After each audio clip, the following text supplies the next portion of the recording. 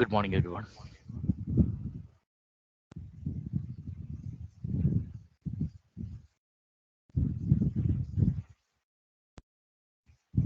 Fatima and Kushal or Varsha, can we start? Hello, Robin. Or Yeah, Yes, we can you can. start. or we'll wait another 5 minutes. I can see there are a couple of participants is joining. Yeah, if you want to wait, that's not a Yeah, we'll wait five. problem. Yeah, we'll wait 5 minutes. Like we So can good wait for morning. another 5 minutes. Yeah. Yeah.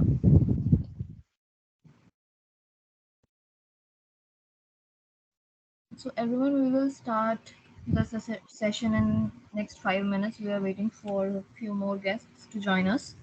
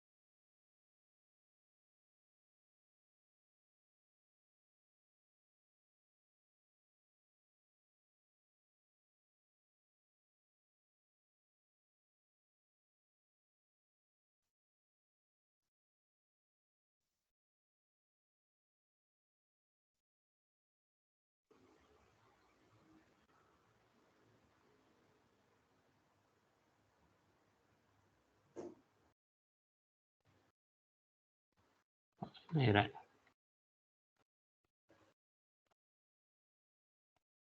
Yeah, I think we can start now. Ini dilakukan semua menggunakan AMD Epic.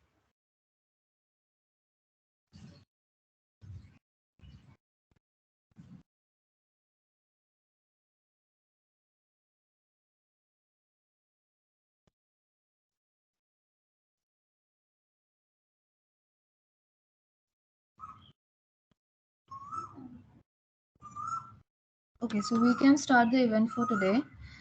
Thank you everyone for joining us.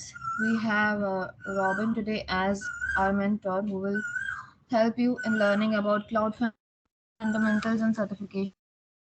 Sure that you will join this whole session for the whole week so that you can get the certificate. Over to you, Robin. Thank you.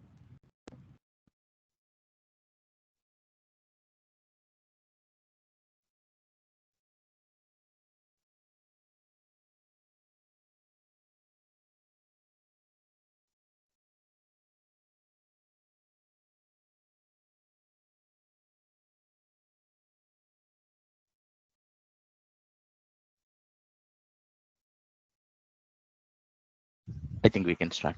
So good morning, good afternoon, everyone. So Kushal, you want to start, and then I'll take over.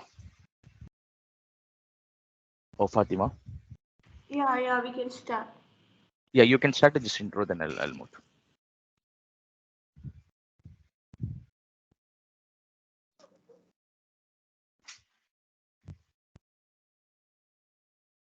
Tripsha, you want to start, or can I start?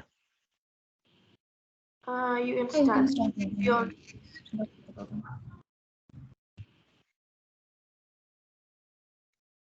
Okay, Fatima, I'll do that.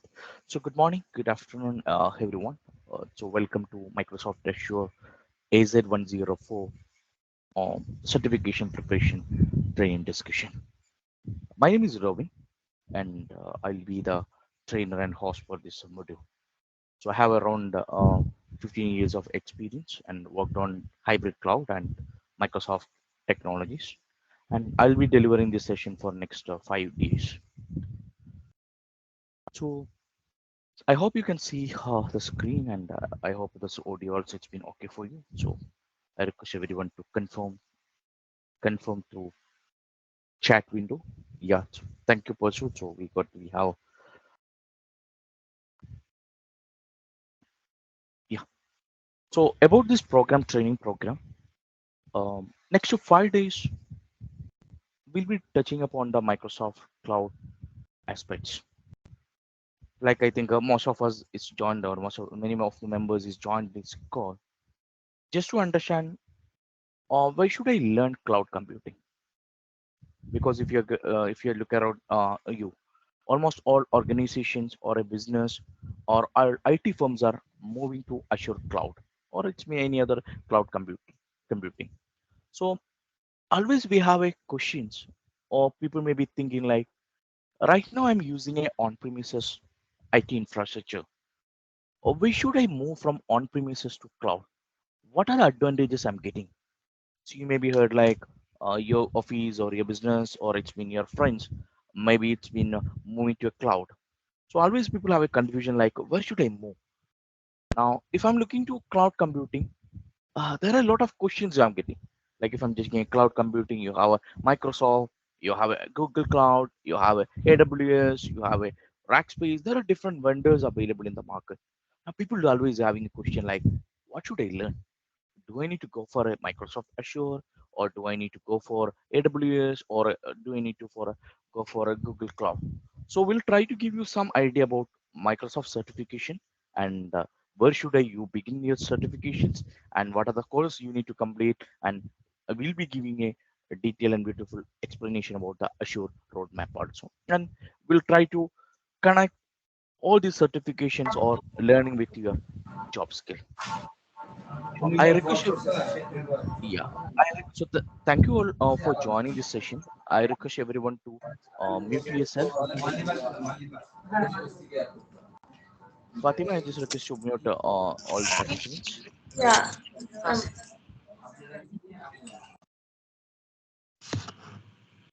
Robin, I accidentally mute you too. Can you unmute?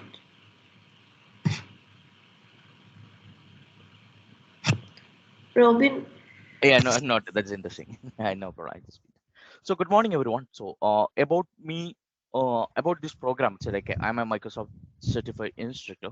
Uh, I'm into this Microsoft technology and to the hybrid cloud computing almost 15 years. I'm holding almost 30 plus certifications and Microsoft certified trainer since 2008. I'm working as a cloud architect and cloud engineering expert also, and I have trained and it's been certified on all Azure certification. Now, before moving to this cloud understanding and cloud technical, let's have a discussion like, what's your expectation and currently do you have any knowledge on your Microsoft Azure? So in the teams, you're in the right side, you have a chat window available. If you can just post your name and your current knowledge on Azure certification, and what is your expectation, like what you're expecting, or do you have any knowledge on Microsoft Azure? If you can post these details on the chat window, that will be great information for me. So if this batch it's been a mixed batch, so based on that I can modify the training content, or I can stretch some areas, or if all the batches are it's been on the well, if you're working on the Microsoft Azure side, we can go little advanced level also. So I request everyone to use the chat window. Just update your details in this format, like your name and from which country you are connected, and your current knowledge on Azure, and what's your expectation. So I request everyone to paste these details on the chat window. I just given a format, so it will be easy for me to understand your current knowledge and what's your expectation. So that will be it's be overall it's been good for this batch. So if unmuting, and it's been giving a option to all the 50 plus, it's going to take a quite long time. So let's use this chat window, or which is available in the Teams. And during the sessions, like if you're feeling like there are some questions to be answered through a audio or a video, I'm happy to do that also. It's not an issue. So right now, this is an intro. I request everyone to use the chat window, because we have almost 50 to 60 plus participants join this chat. So let's use this facility. So I request everyone to just give this information to us. So that's very good.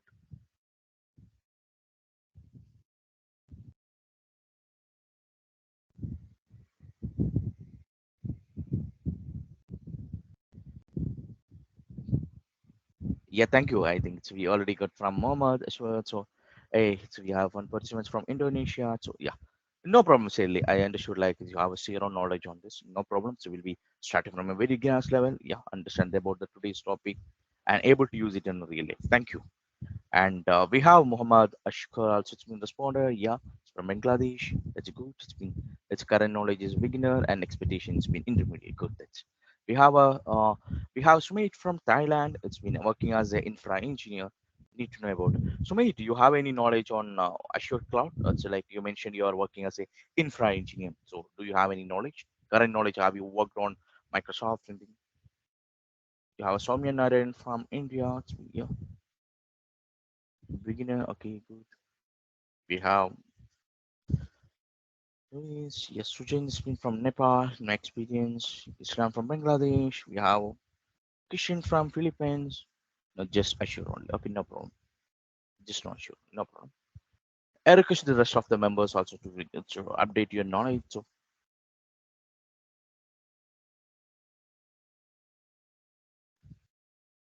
we have we have CEO from South Korea. Okay, good. Ivan from Philippines. Okay, fundamentals. No, no good. That's good. Ivan. So we have Leo from Indonesia. It's been software engineer. It's a Philippines. We have it's okay. So Muhammad. It's okay. Thank you. And so we have Muhammad Fidas from Malaysia. It's okay. Good.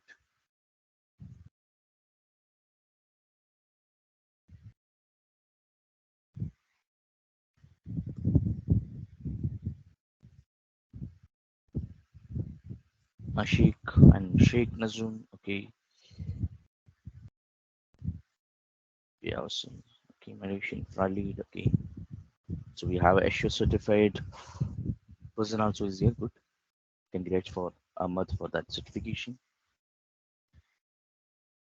Yeah. I think it's I think most of the members it's been responded on the chat. So thank you all. And I understood like it's been 90% of the people are beginners, or few people is got an hands-on experience on Azure. Anyway, it will be, since it's a batch, it's a mixed batch, and it's most of the members are from a beginner stage or just starting a cloud transformation. We'll be starting from the very scratch level, because um, it's a beginner batch. I don't want to go to a just advanced level, like just going directly into the VNet configuration or a Azure Express configuration or a storage account. We'll be starting from how the cloud is being implemented and what is the need of a cloud computing, and we'll be moving to virtual machine. Then we'll be moving to networking, and we'll be touching DNS and Active Directory, and end of the session we'll be concluding with a couple of monitoring and troubleshooting stuff also. Okay. So the good, yeah. So we have good participants. So thank you all and happy Monday to everyone. And this is going to be it's a turning point of your life because right now you'll be joined this session and it's been trying to understand a cloud. So this is a time for you to switch your career into a cloud platform because around the world it's like everyone it's been moving to the cloud and the cloud is going to be the future of all the infrastructure. So I request everyone to start learning from today onwards. So this is the day. It's been like April 4th. It's going to be a it's important day in your life because you just decided like you need to move to a cloud transformation. So thank you all and thank you all for giving your response and the details on the chat. So we have captured all that detail and thank you for that. Now about this program, like already you got an information. It's been like this training program. It's been typically for the Azure fundamentals and certification course. So class hours is already you already maybe received this one. If the class hours, it's been like details has been already shared. So we are planning to have a instead of it's calling this as a instructor-led program. Um, let's make it as a technical discussion like it's been like from your office like all our colleagues are sitting in a room and we are trying to understand this cloud concept and doing a technical discussion rather than just one person is talking over the teams. Let's make it as a technical discussion. If you have any questions or any doubt, you can unmute yourself. The question can be a complex one, or it can be a simple one, or it can be not irrelevant also. So I'm okay for that. So let's make this as a technical discussion rather than just making it as a instructor-led program.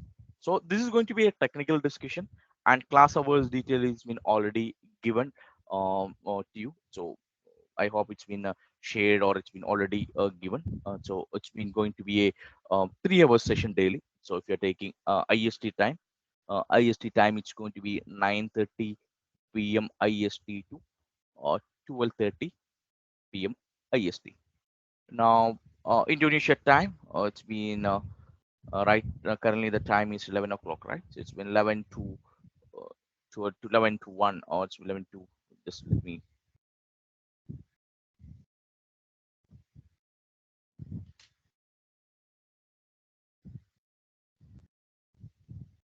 I'm just taking this converter. Just give me a second. So 11 to or 2 p.m. is the Jakarta time. That's we are preferring for this session. So Indonesia time it should be that and India time this been like Philippines time. So like we have a couple of people from Philippines also. So Philippine times will be 12 p.m. to 3 p.m. This is the Philippines time. And we have a few candidates from Bangladesh also. So the Bangladesh time is going to be almost quite similar. Um, it's been 9 to 12 o'clock. That's the time for the Bangladesh. So this is going to be 5 days of 3 hour session, and this mode of the training is going to be the Teams one, and so Teams is going to be the use for the sessions. Now, rest of the things like the break and all these things in between we'll have a breaks, and rest of the things is all we are all like working as a professional. So I know you, most of the guys have been working as an infra lead, or it's been working as a support engineer or a system operation. So all are professionals here. So in between, if you're getting office calls or is the emails, and if you're feeling like that is having some highest priority, I request you to take a pause and it's been complete. You can complete that. And recording and the course materials and all these things, end of the session will be updating. So we'll be giving the Fatima will be giving the link, so you can use that. Fatima, you want to take a registration of this, or if you want to mark attendance or something? So if you have it, you can paste that details on the chat window.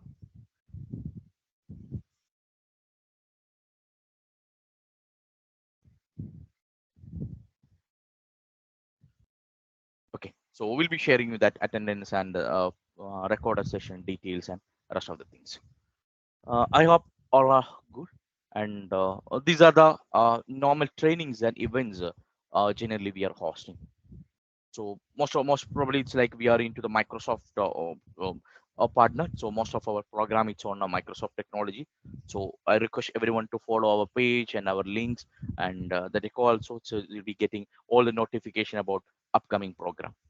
This is our third and fourth program for this in this year, and we have done a couple of program on Microsoft Azure Cloud, and so we'll be coming like in the next month also. We'll be coming with a couple of Microsoft Azure advanced training also. So keep following our page and keep following us. So you'll be getting a lot of interesting programs from us. So these are the general program we used to do. So most probably we are focusing on the Microsoft platform. So how this course is being structured? This course is, as I said, it's like we are focusing on a couple of Microsoft certification program. So two certification program we are focusing. It's been the Microsoft Cloud Administrator. So this is a Microsoft Cloud Administrator is the training we are focusing for the next 5 days. So end of this session, end of this training program. So like after the completing the end of the 5 days program, you will be confident and you will be able to go and write two exams. One is AZ900 and AZ104.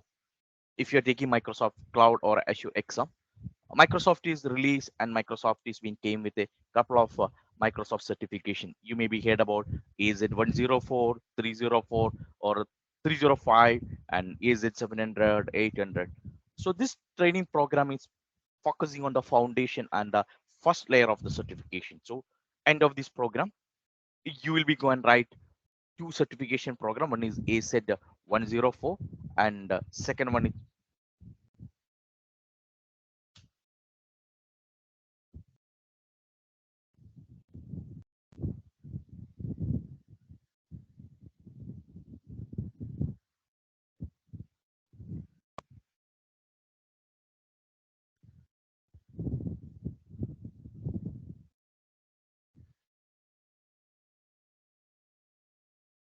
I request everyone to just confirm audio through the chat. I'm just getting some message saying that audio is not good and audio is not clear. Uh, I request everyone to just confirm to the chat window. I'm audible. If I'm audible, just audio is okay. Okay, so it's been clear. Thank you. I think in between maybe the teams it's been um, yeah. Thank you. Okay, good. Yeah. So we were discussing about Microsoft certification program. So end of this technical discussion or end of this program, you will be confident and you'll be able to go and write two certification programs. So AZ900 and AZ10 program. And we'll try to give you all the materials and the old links and all the resources which we required for clearing this exam. So you need to follow our page and all the record and all the sessions will be uploaded. And we'll try to, if we are getting a time, we can have a couple of discussion also, exam related discussion also we can do on the possible on the fifth day. So fifth day, I'm just keeping for more into the discussion and FAQs and monitoring and troubleshooting stuff. So this is the way the course has been structured. We are trying to finish this sessions or the cloud administrator program in 18 days. So we'll be having limited time. So the 40 hour, 32 hours of the session we are trying to include in a 18 hours. So we are taking the key points or the key topic which is relevant to clear this exam. So there is some additional learning or additional um, uh, self-learning is needed from your side also. So we'll be guiding you to all that point. So you'll be able to go through that and you'll be able to do that. You'll be able to, you need to put some kind of effort from your side also. So that's about the training program. And we we're planning to have a demo session also. Like when we are discussing the topic, all the course materials or all the Microsoft Azure services will be divided into modules. So you'll have a daily, you have one or two modules we'll be discussing. Now we have a two mode of presentations we are doing. One is like you will have a presentations that's called a theory sessions or a presentation you will have. That's most probably it's on the presentation or the PPT based one. And end of the module on end of the discussion or most probably maybe in between the discussion also you will have a demo also. So you will have a live demo will be there. So we'll be giving a lab modules and lab questions also for you. So you'll be able to practice the same thing on your virtual lab. Now people may be getting a question like, hey, I don't have Azure subscription or I don't have a lab. How can I do all these things? So possible end of the day, I'll be guiding you to how to create Microsoft account, how to redeem Microsoft Azure subscription, how to use this Microsoft Lab doing for a self-learning. So we'll be touching about how to access your lab and what other things can be done for creating an account in Microsoft Azure also. So our discussion is going to be lab plus theory based session. So all the questions or labs will be connecting with the Microsoft official curriculum also. So all the things, so whatever presentations you are currently seeing, it's been a customized one, and all the material has been taken from Microsoft official curriculum. Plus, I have added some additional point also for you. From my practical experience, so I was saying like I was working as a 15 years on Microsoft Cloud and hybrid cloud computing and Microsoft technology. So whatever experience, whatever issues I've been facing in the real scenario. So I try to add all that points also on this slide. So that may be useful for your day-to-day operations. So this is the way course is being structured. Now, when we are coming to this technical discussion part, the first module or the first topic we are going to cover today is about the cloud concept. Right now the all batch members also all the participants are coming from a on-premises background, like either it's most of the members are either just starting the cloud concept or just started working on Azure. Anyway, let's try to understand what are the different certifications are available from Microsoft. Right now you people are started opting AZ104 or AZ10 or AZ700 or a 304 or a 305. Whenever you're looking for a Microsoft certification, you will be seeing a lot of certification from Microsoft. So for example, like if you're just going and seeing like Microsoft Azure certification. So if you're searching it on Google,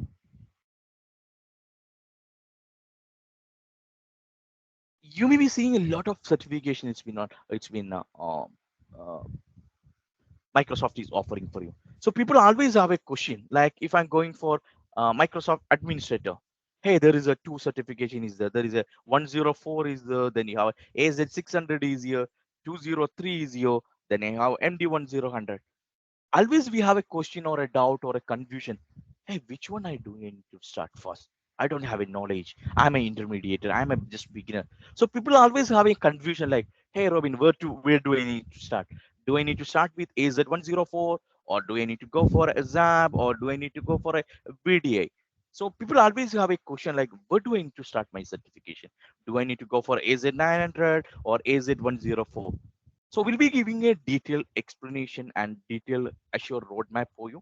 So based on that, you will be start able to pick the certification based on your job role or based on your day-to-day operations, based on your interest also. So you'll be able to select and you pick your certification. So we'll have a detailed discussions on what are the different certifications is been currently available from Microsoft. So what are the certifications been available, and is it based on a job role or it's based on a specialty?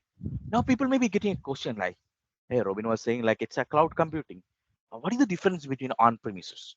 So we'll try to understand a couple of key terms, like you maybe heard about a couple of teams when we are searching Microsoft Cloud.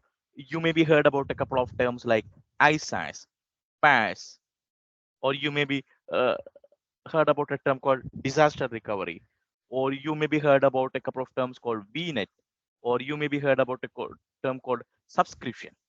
So we'll try to understand a couple of a key term which generally you are using in your day-to-day operation, maybe in your on-premises or your current organization or current your day-to-day operation. Your seniors or your maybe colleagues or your other teammates may be using a couple of terms saying that, hey Mohammed, I'm using a Azure VNet, or I'm using a Microsoft storage account, I'm using a DR, or I'm using a VNet, I'm using Express Route. So let's try to understand what are the key terms which is generally using in your day-to-day operation. Because when if somebody is discussing with you like Azure or a cloud, you should understand where this technology is being aligned or which service is being currently used by these terms. So we'll be trying to understand key terms. What are the key terms is generally needed for your day-to-day operation? And before that, we'll try to understand what is the difference between on-premises technology. Right now, your organization may be hosted your infrastructure in your data center. Now, when you're moving to cloud, you may be using a term called lift and shift. So we'll be trying to understand how this on-premises IT infrastructure is being configured and how this can be moved to a cloud. And we'll be discussing about a couple of a cloud models, like you maybe heard about like public cloud or a private cloud or a hybrid cloud. We'll try to understand how this is real. It's coming on a real life. It's like how public cloud is being hosted. What are the advantages you are getting on a public cloud, and what is the difference between a private and hybrid cloud? And most all these topics is been connected with your AZ904 exam. So what are topics we are discussing on the first portion of this training? It's been connected to Microsoft official curriculum, and this has been connected to two certification AZ904. So the first portion of the session will be focusing about the cloud concept. So we'll try to understand the certifications and cloud concept, and possible end of the session will conclude today with creating a Microsoft free account. Now, before moving to this cloud concept and technical, do you have any questions before starting this one related to this, how this training has been aligned, or you have any general questions? I'm happy to answer that. So you can use the chat window or you can unmute yourself. If you're good, I request everyone to use the chat window. Just at least post a message.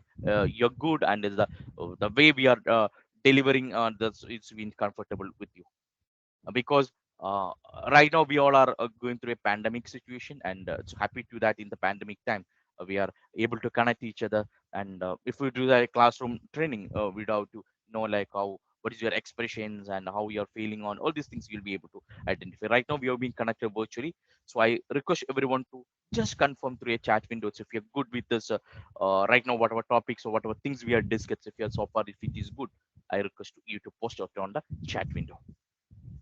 We'll take another 30 seconds, so just complete that. If you're good, you can audio is good, the presentation you're able to see.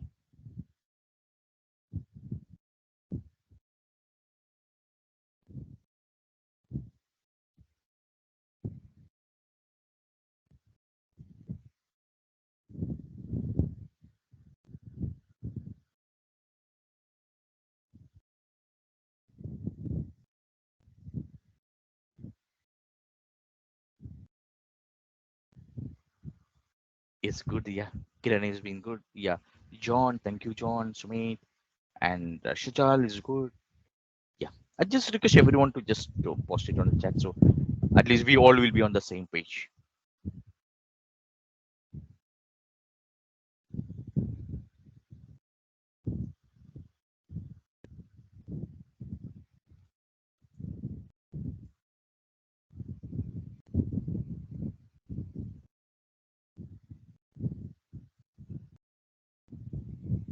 Okay, good. So thank you all. It's been, yeah. So thank you for giving it's a positive response on the chat. Good. No, okay. Now this is the first question, like all of us having in your mind. Like when you opted this training certifications, what was the reason behind you for selecting this cloud? Why you're not selected a virtualization, or why you're not selected a Nutanix or other reasons? So you have any specific reason for this? I know it's more of us maybe opted, like all of us knowing like the entire road it's been, or the infrastructure or the business is going to this um, cloud computing. So these are the three reasons. If you're taking all of us, like whoever is joined this training program, this is the basic reason for all of us, including me also. Like when I just started my cloud, or it's the cloud transformation, or moving from a on-premises to cloud, I was working as a Microsoft server expert for a couple of time. Then I've been switched into a hybrid cloud. So these are the three reasons I can say. Like most of the members from this batch, or most of the members or who will join participants join this training, it's been opted a cloud. So like all the roles everyone knows in this batch, it's been like the business or the cloud computing is going to be the future of all the IT infrastructure. So, and second one, it's like as a individual, as a employee, or as a participant, there is a lot of opportunities available for us right now during this pandemic. You may be seeing like there's a lot of opportunity for a cloud resources. Like its market is too open, and there is a lot of huge demand and job opportunities for you. So these are the basic reason it's like for moving to a cloud. Now, if you're taking cloud, right now all business or all organization having a plan, like it's been a cloud first. So if you're taking a leadership decisions, or if you're taking a most of the organization top vision, or it's been the for the organization, it's like almost all organization want to move their infrastructure into a cloud, or they need to implement a something called automation. So almost all organizations are looking for two things. One is like automating the infrastructure. Second one is like moving to Microsoft or any of the cloud. So right now, so if you're taking by end of 2022, or then by next year, almost 85 percentage of enterprise will have moving to a cloud. So 15 percentage, it's like it's the high critical informations or high critical data that will exist in the on premises. So most probably like 80 to 85 or 90 percentage infrastructure is going to be moved to cloud.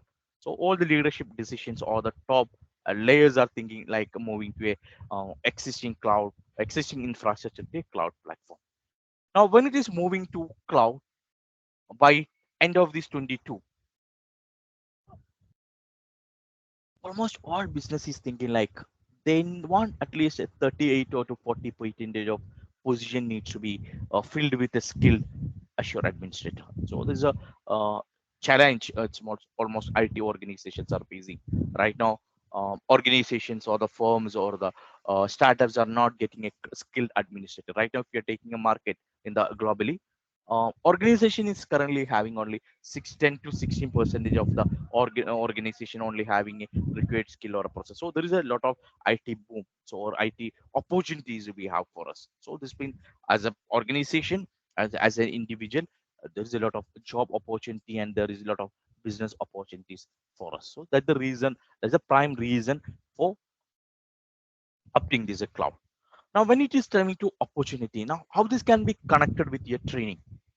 So this training or the certification can be connected to one. It's like based on a job role. A few people maybe from this batch maybe working as a system administrator, and few people maybe is working as a Azure administrator, or few people maybe working as a infra or a development side. Now, how can we use, or how can we convert this as into a business or a learning option? So we'll try to understand that. So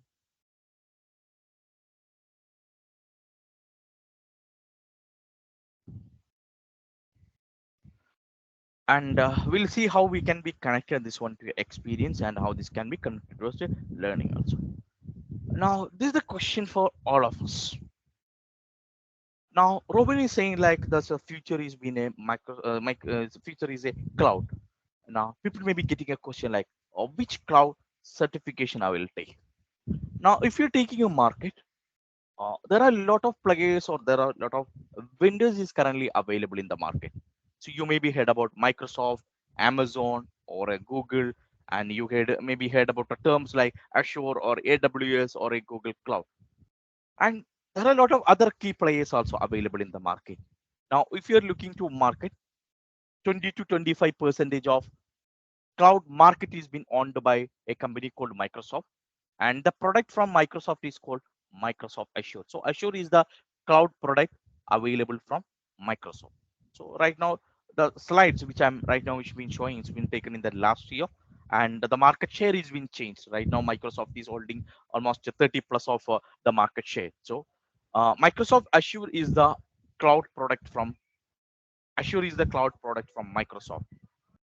Now AWS is the cloud product. AWS, or generally this is known as Amazon Web Service. So this is the cloud product from Amazon company. I think most of us are using Amazon or a Flipkart or this kind of e-commercial website, right? So this Amazon is the company. It's been introduced this cloud solution or a cloud technology called AWS. Now AWS is the product from Amazon, and Google also, it's been came 2 years before, they came with a technology cloud computing called GCP. So GCP or a Google Cloud platform is the product from Google company. So it's called GCP and Amazon and Microsoft. So both all these three leading players, Google, Microsoft, Amazon, uh, all these three are holding almost 80% of the cloud market. So these are the three leading vendors available in the market who is playing or it's been offering the cloud technology into the customers or clients. Now these are the three leading vendors. Now you can see there is a lot of other vendors also available in the market. Like you have IBM. IBM is came with a Bluemix or something is the cloud technology has been available from IBM, and you have a Rackspace also it's available. We have IBM, Salesforce, Oracle, Adobe, Alibaba, and HP. So these are the other vendors available in the market. They came with the same similar kind of a cloud solution. Now, if you're taking Google or a Microsoft or Amazon or a, Alibaba or any other vendor, the concept is going to be same.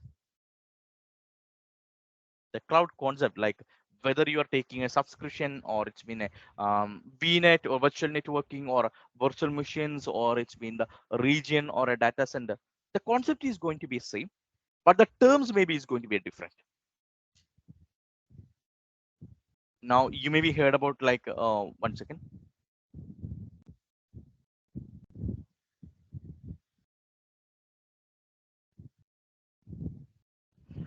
You maybe heard about couple of points like Microsoft virtual machine. If you're saying like it's been in a normal Azure computer, we are calling this as a virtual machine. But uh, when it is coming to Google or it's been AWS, that may be knowing as EZ2 or S2. There is a different terms may be using. Like Microsoft is using Azure regions.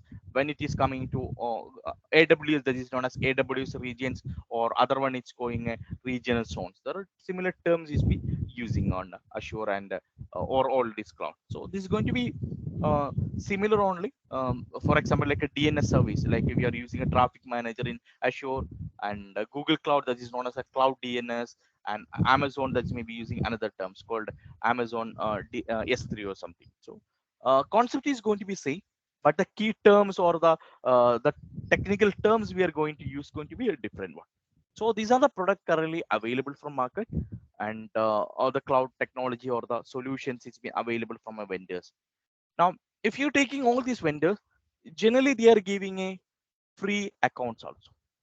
Right now, if you're taking Azure or it's been Google or Amazon, all these vendors are giving a free trial to us. So the free trial means that Microsoft is saying like, hey Madhavan, it's been like you can use this Microsoft Azure. It's like next 30 days, or it's Microsoft is offering to a client saying that it's like you can use this one for next 30 days, and you can go and come, or you can come and explore all the options is available on the Azure. So Microsoft is giving a free subscription for you, like a 30 days. You will be able to use almost all the service, and 1 year it's been a free, and there's a free service also it's by available. So generally Microsoft is giving 30 days free with a worth of $200. So $200 will be credited to your account. Account means that not your bank account. Okay, that's called a subscription is available. The account which you are going to create your Microsoft, to that account $200 will be credited, and you will not be able to withdraw. Okay, so don't think that hey $200 I can go and withdraw. No, this can be used only for managing, or they can be used for creating resources on the Microsoft side. I maybe use a term called resource. Don't worry, resource is nothing. The services which you are using on Azure or a cloud, that generally represented with a term called resource. So possible, most probably it's tomorrow we'll be discussing the term what is a resource and what is a resource group. Right now, end of this session, you need to understand there is a lot of vendors available in the market: Microsoft, Google, and Amazon. These are the leading players, and all these vendors are giving 30 days of a free um, subscription or a uh, account for you, free account for you. This similar like you're using Amazon Prime Video, right? Generally we are paying like a 1 month, or it's a 3 months, or a 6 month, or a 1 year. Just think from a point of view, Microsoft is giving a 30 days free account for you. With that you can watch the movies. With that you can able to configure things. So this is the way it's been provided, and it's been having a worth of $200. Now watch the movie in the case of a Prime Video, but in the case of a Microsoft Azure, you will be able to use virtual machines. You will be able to use a VNIC. You will be able to use Express Route. You will be able to configure VPN. You will be able to configure firewall.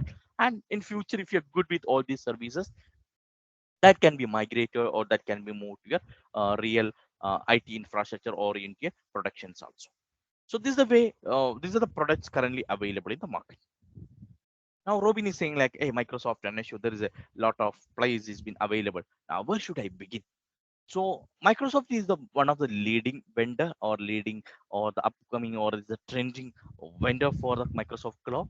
So we prefer to have Microsoft Azure training and certifications and future for you. So Microsoft Azure is the course or the training sessions we are discussing today or the next 5 days. Now, when it is coming to Microsoft has been cloud. It's been one side. It's been like Microsoft Cloud is the one side. It's been the providing the solution for the customers. Now, when it is coming to the learning part, now if somebody is thinking like, it's Robin is thinking like, let me go for the Microsoft Cloud training and Microsoft Cloud training program. Let's try to understand what are the trainings are offered for you from Microsoft. Is there any materials is a free of cost you are getting, or which training or which certification or which technology do I need to prefer for this transformation from my on-premises into a cloud one? Now, when you're seeing Microsoft Cloud, Microsoft has been came with a lot of certification program. It's based on your job role. You can see there is a couple of program for Azure Administrator. Uh, Basically, you can see 6 new program or this being the foundation program you can see in the from the Microsoft. So you can go to Microsoft site and you can able to see all these certification details. So if you're working as a system administrator or if you're doing a operational related stuffs or a activity, Microsoft is preferring to go for Microsoft Azure Administrator Training Program. So today we are discussing about this topic. It's been Microsoft Azure Administrator. If someone is just starting it, um, uh, learning on a Microsoft Cloud, or you have some engineers or infra engineers join this batch, we are preferring you to go for Azure Administrator first. Now, if you're already working as a developer, like a SQL engineer or it's a database engineer, then you can go for Azure Developer exam or a training course. And if your organization has been or your designation, your office, or you're responsible for designing and planning the infrastructure for your organization, basically called architects. If you're from an architect background, then you can go for Microsoft Solution Architect program. Now, if the organization is looking at all-rounder kind of thing, like you need someone with a system administrator skill or a DevOps skill, or it's called automation skill, then you can go for a DevOps engineer also. And Microsoft is having couple of specialized program also, like it's been Microsoft 365 or Enterprise Administrator or a VDA program or SAP related training program. There are a lot of other specialized training program also, it's Microsoft is offering to you. So it's all based on like the based on your job role, you will be able to select the certification. So if you're going to Microsoft certification site, you will be able to see this is a Microsoft window. So if you're seeing here you can see all the certification detail is being given here. Now, if you're working as a architect, you can just select solution architect, and from here you will be able to get all the detail like what are the certification training program you can go and what are the training to be completed by you. Now if I'm selecting like a 305, Microsoft is giving all these informations are free of cost. You don't need to pay anything for this documentation. Right now you can see I haven't signed in also. See, I haven't logged in also, but Microsoft is giving all the course materials been free of cost. Now if I need to complete this one, I can just complete all these modules. You can see there is a each topic Microsoft is given this as a modules. So you can just need to select, if you're selecting here, you need to complete all these sessions or it's been modules, and once you are completed you will get some points also. These points can be linked with your account also, so you'll be getting some badges. So All these training documents has been free of cost. I'll be giving you that details. Now, when it is coming to Microsoft training certification program, or if someone is thinking like, hey, I need to go for Microsoft training, we are preferring you to go have two kind of method, or the two kind of mode, or two kind of strategy you can be followed. The first strategy is like finish your training and self-learning. And so right now you are into this stage. You can make sure that you are finishing a training, and this training can be instructor led program. Right now you are attending this ILT program, like instructor led program. You will be able to connect with the instructor or the trainer. You can be able to answer your questions, and there are a lot of online material, like I was saying, like Microsoft is giving free Microsoft documents. Go through all that module. Go do a self evaluation or a self learning. Once it is done, go for the assessment. So, and once it is done, it's been, you'll be getting a certification, rather than just going directly from here to here. There is no use for this, because you need to make sure that you are finishing your self learning or training, then go for a certification. Otherwise you will be finding a lot of difficulties when you are moving to your production, or when you are moving to operational role. So this is the job task or JTA generally we are following. Like, it's based on your job role. Pick a topic, pick a training certifications, do a self-learning, or attend a ILT training program. Do a self-evaluation. If you're feeling like, if you're 100% comfort, then go for the assessment. Now, when it is coming to Microsoft Azure training and certification, Microsoft Fundamental is the first course you need to do. So there's a lot of certification it's been available. Like, you have associate, if you're taking, there is a couple of associate exams has been available. And then you have architect or expert level. You have architect or a specialized program. It's been available. So many times I've seen like people going maybe directly to here. Like, people may be going and directing writing a solution architect exam, or few people may be going and writing DevOps exam. So this is not the right strategy, or this is not the right method of going for a certification. Make sure that your foundation is clear, your concept is clear, Ashokun. Because I've seen many times like people maybe it's completed AZ305 or it's the architect exam. But if you're asking what is a Azure Pass or what is a subscription or like some basic questions, they will not be able to do, or they will not be able to answer. So this kind of a method I'm not preferring, because I'm into this industry for a quite long time. I have seen many people is doing this kind of a mistake. I prefer you to go have this kind of a method, like just finish this AZ fundamentals course, then move to the next one.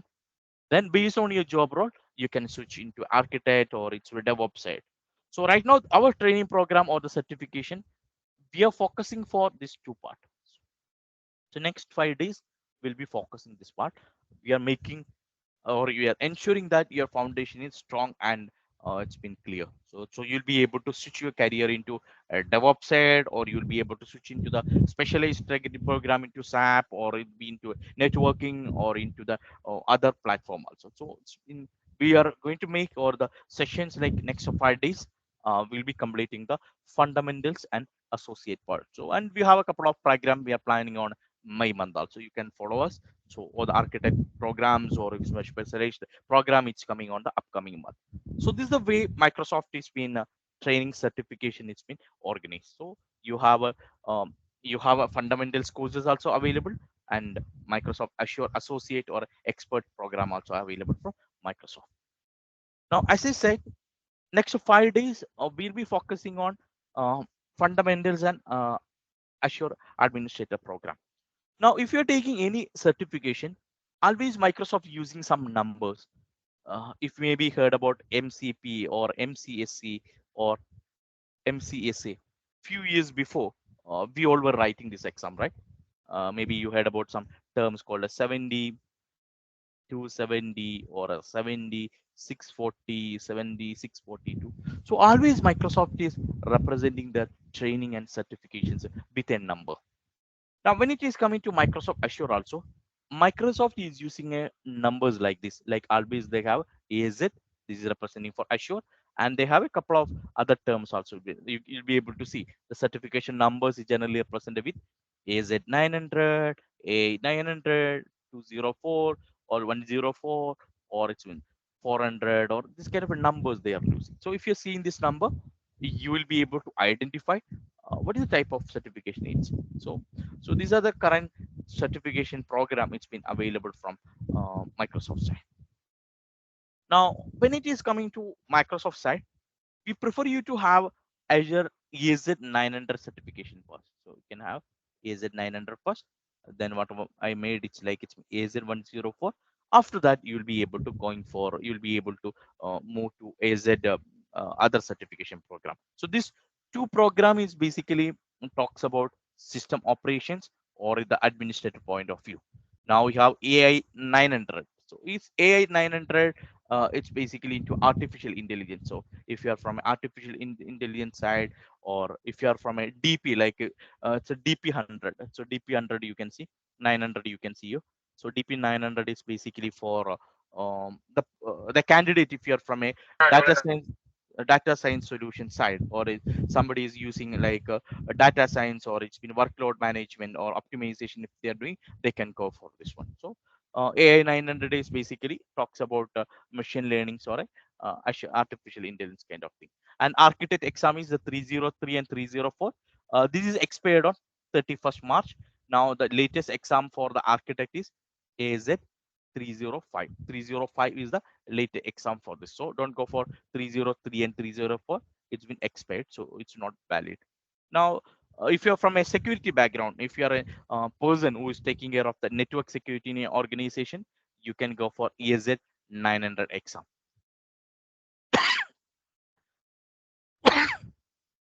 Now, if you're working as a network engineer or a network ops engineer, uh, end of this AZ 900 and end of this 104 program, you can go for AZ 700 exam. So this 700 exam is talks more about the networking, Azure Express route or a VPN or HTTPS trafficking, and then you have something about monitoring the network solutions, or configuring a VPN or S2S or a P2S. All these topics have been covered in the AZ 700.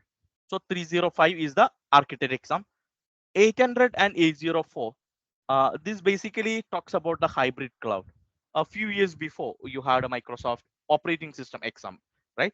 Right now, the Microsoft has been moving their on-premises server OS into a cloud.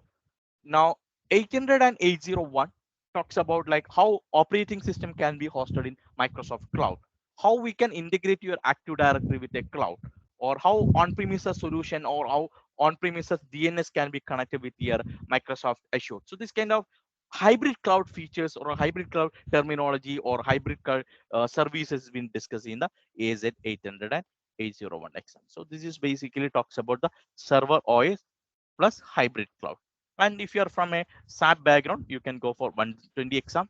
And if you are from a BDA or a virtual desktop background, or if you're doing a virtual desktop activity, then you can go for a BDA exam. That's called AZ104. Now, basically, it talks about based on the job role. So if you want to get a complete picture, as I said, you can go for Microsoft certification portal. So this is the certification link, and I'm just pasting this on a chat window. So I request everyone to bookmark this one. So if you're you can just go through this certification and try to understand like which certification or which training program is been relevant for you. So based on that, you will be able to select your future certifications, or you will be able to do further studies on that. So this is the link for the certification part. Now that's about the training and training from Microsoft side. I'm just posing here for taking a question. So if you have any question related to Microsoft certification program, or you can ask like if you're from a which background, which certification has been relevant for you. I'll try to answer for that questions. So we can just uh, pause here for taking a FAQ or a Q&A. So if you have any questions, like um, I'll answer that. So it's mic is over to you. And if you have any questions, you can use the chat window, or you can use the you can unmute yourself.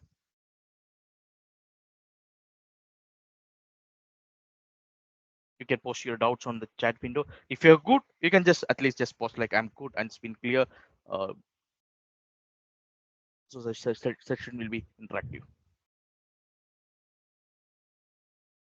if you have any questions related to the certification, because end of the day, you people are going and writing exam, and you people are going and learning this one. So if you have any question, it's been on your mind, it's like last couple of days, you maybe it's been you're not got an answer and you're trying to find out someone for clearing that doubt, you can just post it on that chat window.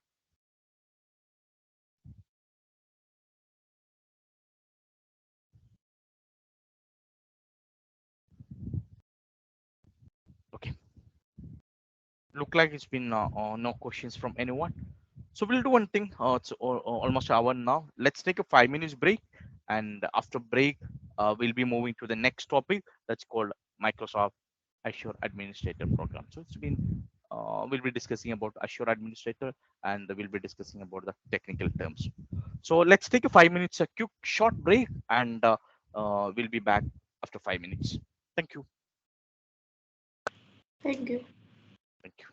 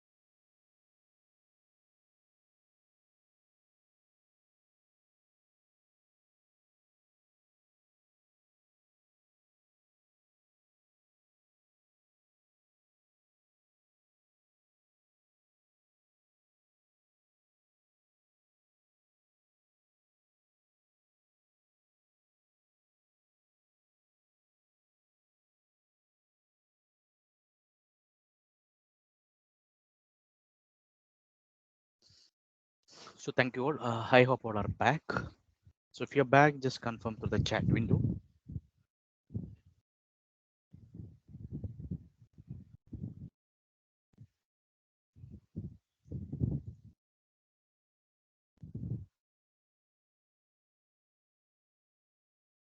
So requesting everyone to please confirm to the chat window.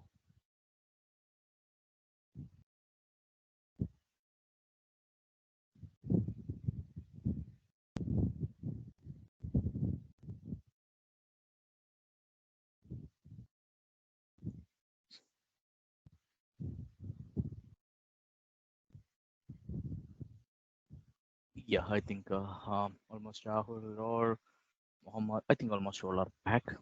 Okay, so thank you all. So before break, last 1 hour we discussed about Microsoft training program. What is the type of the training we are doing, and what are the certification currently it's been available from Microsoft. So we understood based on a job role, Microsoft is been aligned, or there are a lot of certifications available from Microsoft. So based on your job role, like which is relevant to your day-to-day operations, we'll be able to select that one. Now, next 5 days, as we discussed, like we'll be focusing on more on to the Azure Administrator program. So Microsoft is came with a lot of program, and from the I'm not shared the screen. I'm just going to share. So just discussing about the recap of your first sections.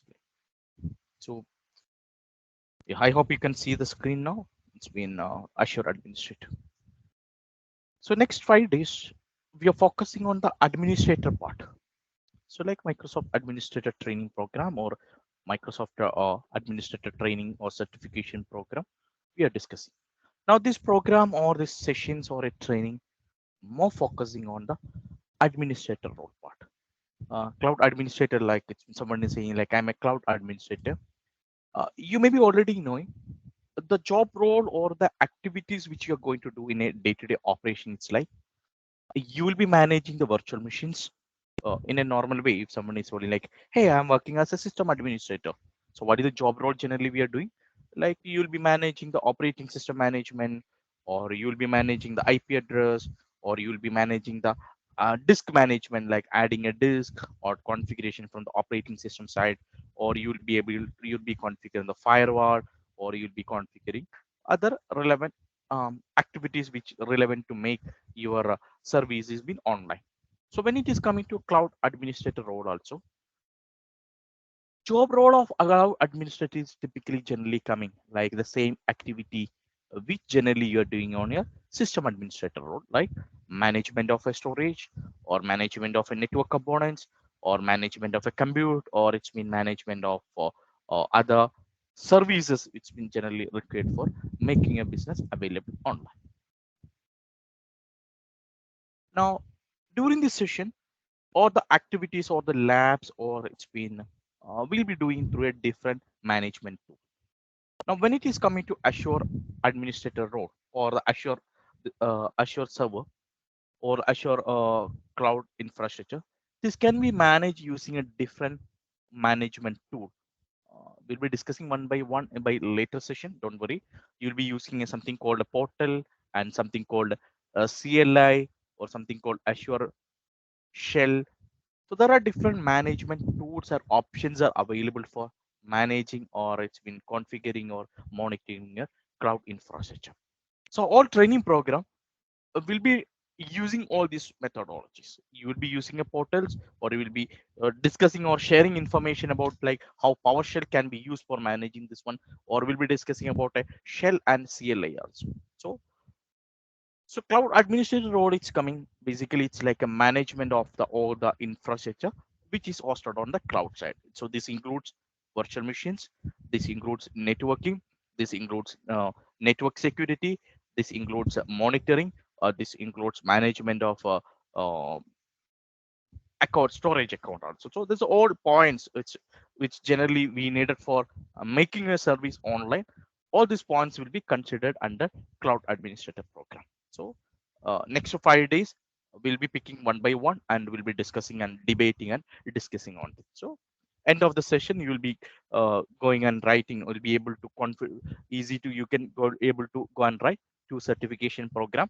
One is AZ900 and another one is AZ104 exam. So you'll be able to go and write these two exams. So this is a way session is been. Okay. Now, for attending this program, few people it's already from a beginners or it's been the first time we are using. Don't worry about this because we are starting from a very scratch level. But at least you should understand the basic concept, like what is TCP/IP, or what is DNS, or what is a DHCP, or what is a firewall, or what is Active Directory, or what is a users and group.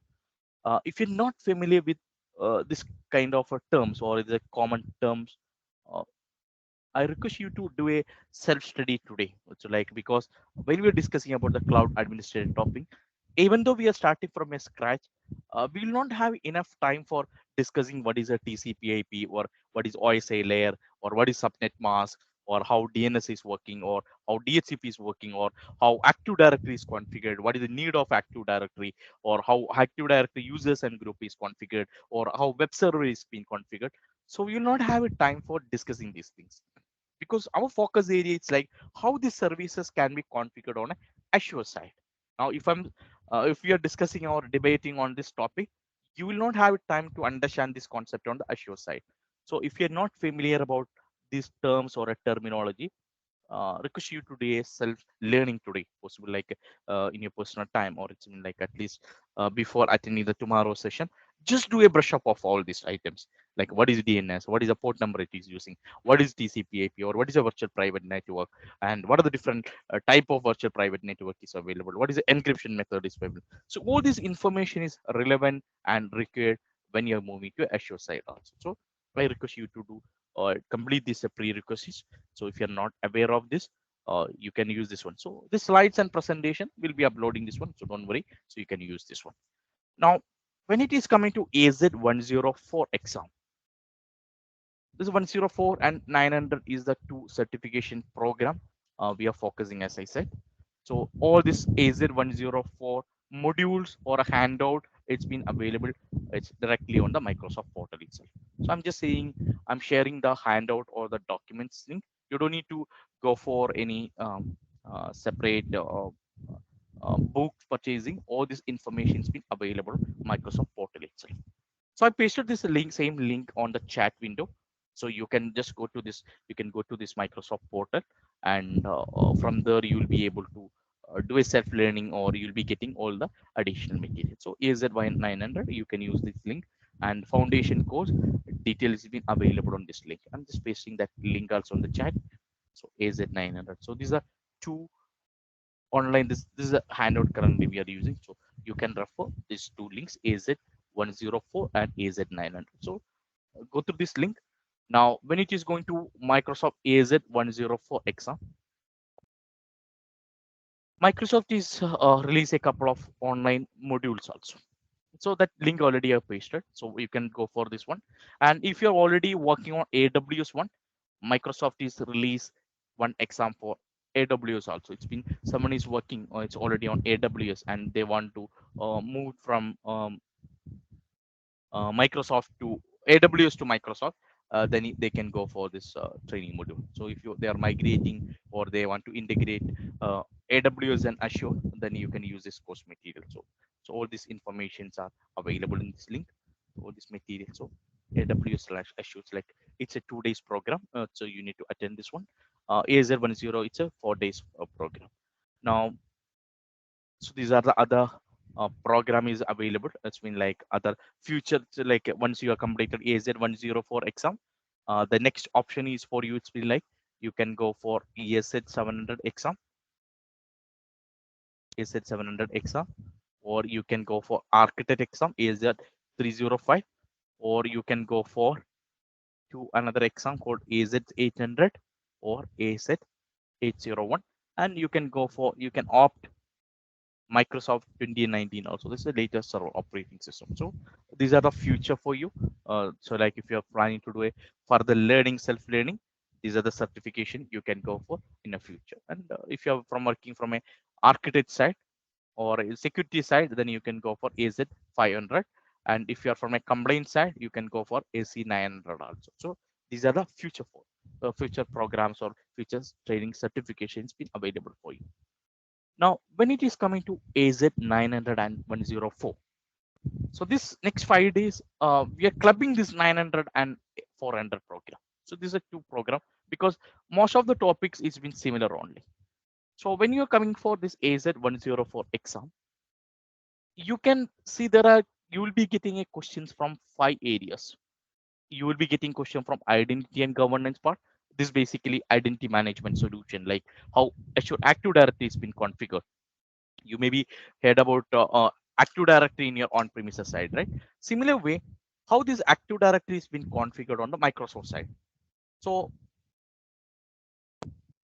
you'll be getting from the 5 areas, you'll be getting questions, or it's be the Microsoft is focusing as it 104 exam on 5 area. One is like a identity and governance part.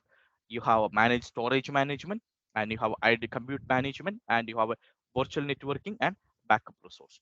So when it is coming to identity management, this typically it's been discussing about this topic. It's been discussing about like how Active Directory or how Azure Active Directory can be configured. Like how what is the on-premises Active Directory and Azure Active Directory? What is the difference between this one?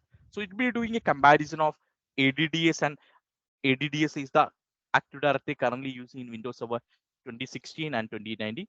So it will be doing a comparison about on-premises Active Directory and Azure Active Directory, and it will be discussing about some topics called Active Directory editions, and we'll be talking about the self-service password reset, and we'll be discussing like how this can be integrated with your on-premises, how this can be integrated with your Azure DNS also, and it will be discussing about how users and group can be configured, or how identity management solution can be provided. Like you have something called authorization and authentication, or you have something called group policy in your on-premises one. Now, how this group policy or Azure policy can be configured on the Azure cloud side, or the user management, or how role-based access control can be configured, or is there any difference between RABC, like in a role-based access control, which we were using in on-premises, how RABC can be configured on Azure side.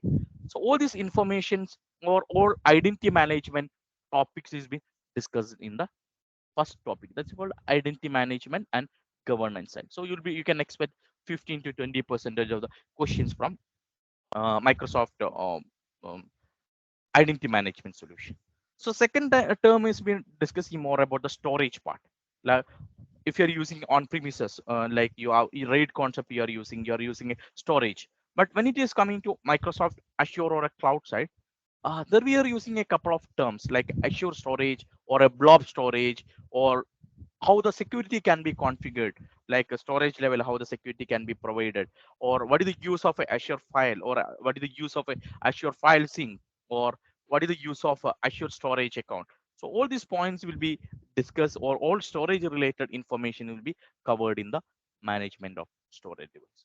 So compute device is typically discuss about the VM management, how virtual machines can be configured, what is the concept about the regions and data centers, or discuss about the VM availability. If one VM virtual machine is down, what are the different recovery mechanisms we are available on the VM, and what is the VM availability set, and what is VM availability zone. This kind of topics will be discussed in the storage one part. Configure and networking part, we'll be discussing two portions. One is about network security, and one is a normal conventional network also, like configuring a VNet, firewall, and subnet mask or energy. This kind of terms will be discussed in the virtual networking, and end of the session will be concluding with about the backup and monitoring. This one, how Azure cloud can be monitored, what are the tool inbuilt it's been available here, or it can be, is there any possibility to integrate third party softwares or third party tools for monitoring. So all these points will be discussed in the last session, that's called monitoring and backups resource. So we'll have 5 days, we'll be covering, or we are going through all these topics, and so we'll be discussing the important topics or the service from all this category. That's about the certification areas. When you are looking to AZ900 also, similar like this also, it's been covered, uh, same points, but this having some additional topic called SLA. we'll try to include that topic also during this one. So AZ900 is the foundation code. So if somebody is starting a cloud transformation, uh, AZ900 is the first foundation course you need to do. This is basically talks about the foundation things like what is a cloud, what is a cloud models is been available, and then it will be moving to other. It will be touching all key terms on the Azure cloud side. So here also you can see there is a 6 categories available like a cloud concept, Azure service, and you have management tools. What are the different tools or the management tool it's been available? So that detail is been available here, and it's been covering couple of identity and management. This already we are covering AZ10 for exam. This also it's been covered on AZ for the exam. This also will be covered. So right now our session or a training program, it's a combination of both. So we have taken topic from AZ900 and AZ104. That's the reason I was saying like end of this training program you will be able to go and write both the exam, because concept or the cloud concept anyway we are covering on AZ104, and we are discuss about a core Azure services and management tools also. So you have a 6 areas you'll be getting a question. The certification link already we are shared on the Microsoft chat. Now we are getting a question from can you share some about details about AZ500? Yeah, why not? AZ500 is basically talks about the Azure security program. Like once the Azure infrastructure is been implemented, now how this security can be provided, how easily you can secure application or a data. So what are the security options is been available, or different security options on the resource level, like you know how to configure a security for your data center, you need to physical security, and you need to provide security for your VM or the virtual network, or you need to provide security for your database. So all topics related to security this been covered in the AZ500 exam. So this is the link for you, and if you want to do Okay. a further, Mhm. Okay. So there is if no issue right now. I mean, already fixed, or I mean, it's working.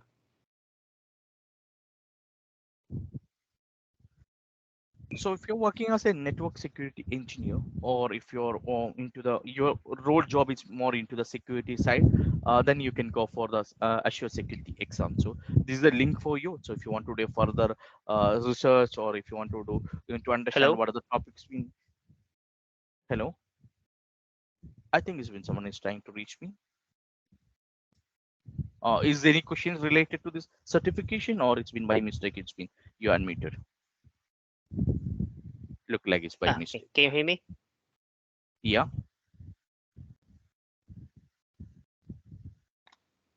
Can you hear me now? we can hear you. There's any question is related to certifications, or you're talking on other phone? Uh, okay. Yeah. So there. Okay. Good. Mm, Fatima look like he's been. okay. Okay. Uh, Fatima, you request you to just Yeah. mute him. So look Sure. like he's been got some um, escalations from his office. It look like so. Give us Okay. one. Sure. Sure. I'll wait for your email.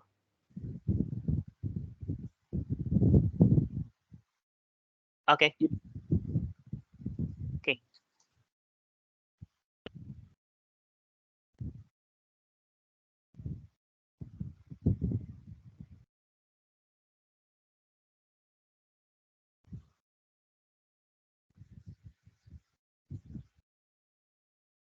Yeah. So this is about the training. This about the certification areas like AZ900 or AZ104. Now, if you want to get a complete picture, like what are the certifications been available from Microsoft, these are the training links or learning paths for AZ104. This has been available here. So there's a link you can follow, just pasting on this one. So there's a link you can follow. So there's a link you can use it. AZ104, or much details you will be getting from you. Now, if you want to get about training details for all Microsoft certification, so this is the link you can use. I'm pasting a couple of links on the chat window. So I request you to bookmark all these links that will be useful for you. So all Microsoft certification related information you will be getting from here. So you can just bookmark this link. So AZ104, I was saying like it's a it's a 9 module, so you can able to see Microsoft is been made it has a different module. So whatever link right now is given in the yellow color, you can use that. And these are the modules you need to complete. You need to complete 9 modules on Azure prerequisites, and you have 14 modules for Azure Active Directory, and you have 10 modules for storage, and you have 14 modules for VM management. You have 16 modules for networking, and you have 9 modules for monitoring. So very simple topics. So you have 9 plus 14 plus 10 plus 14 plus 16 plus 90 modules you need to complete. It's almost uh,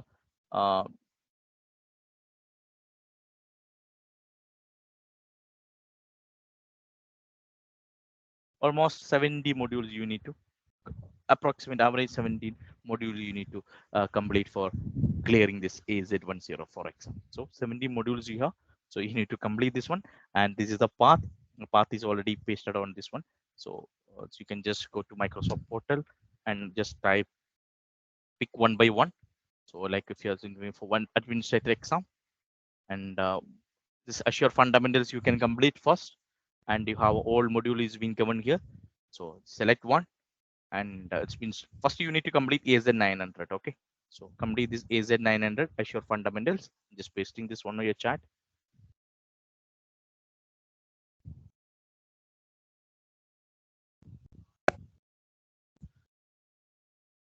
So this is the link.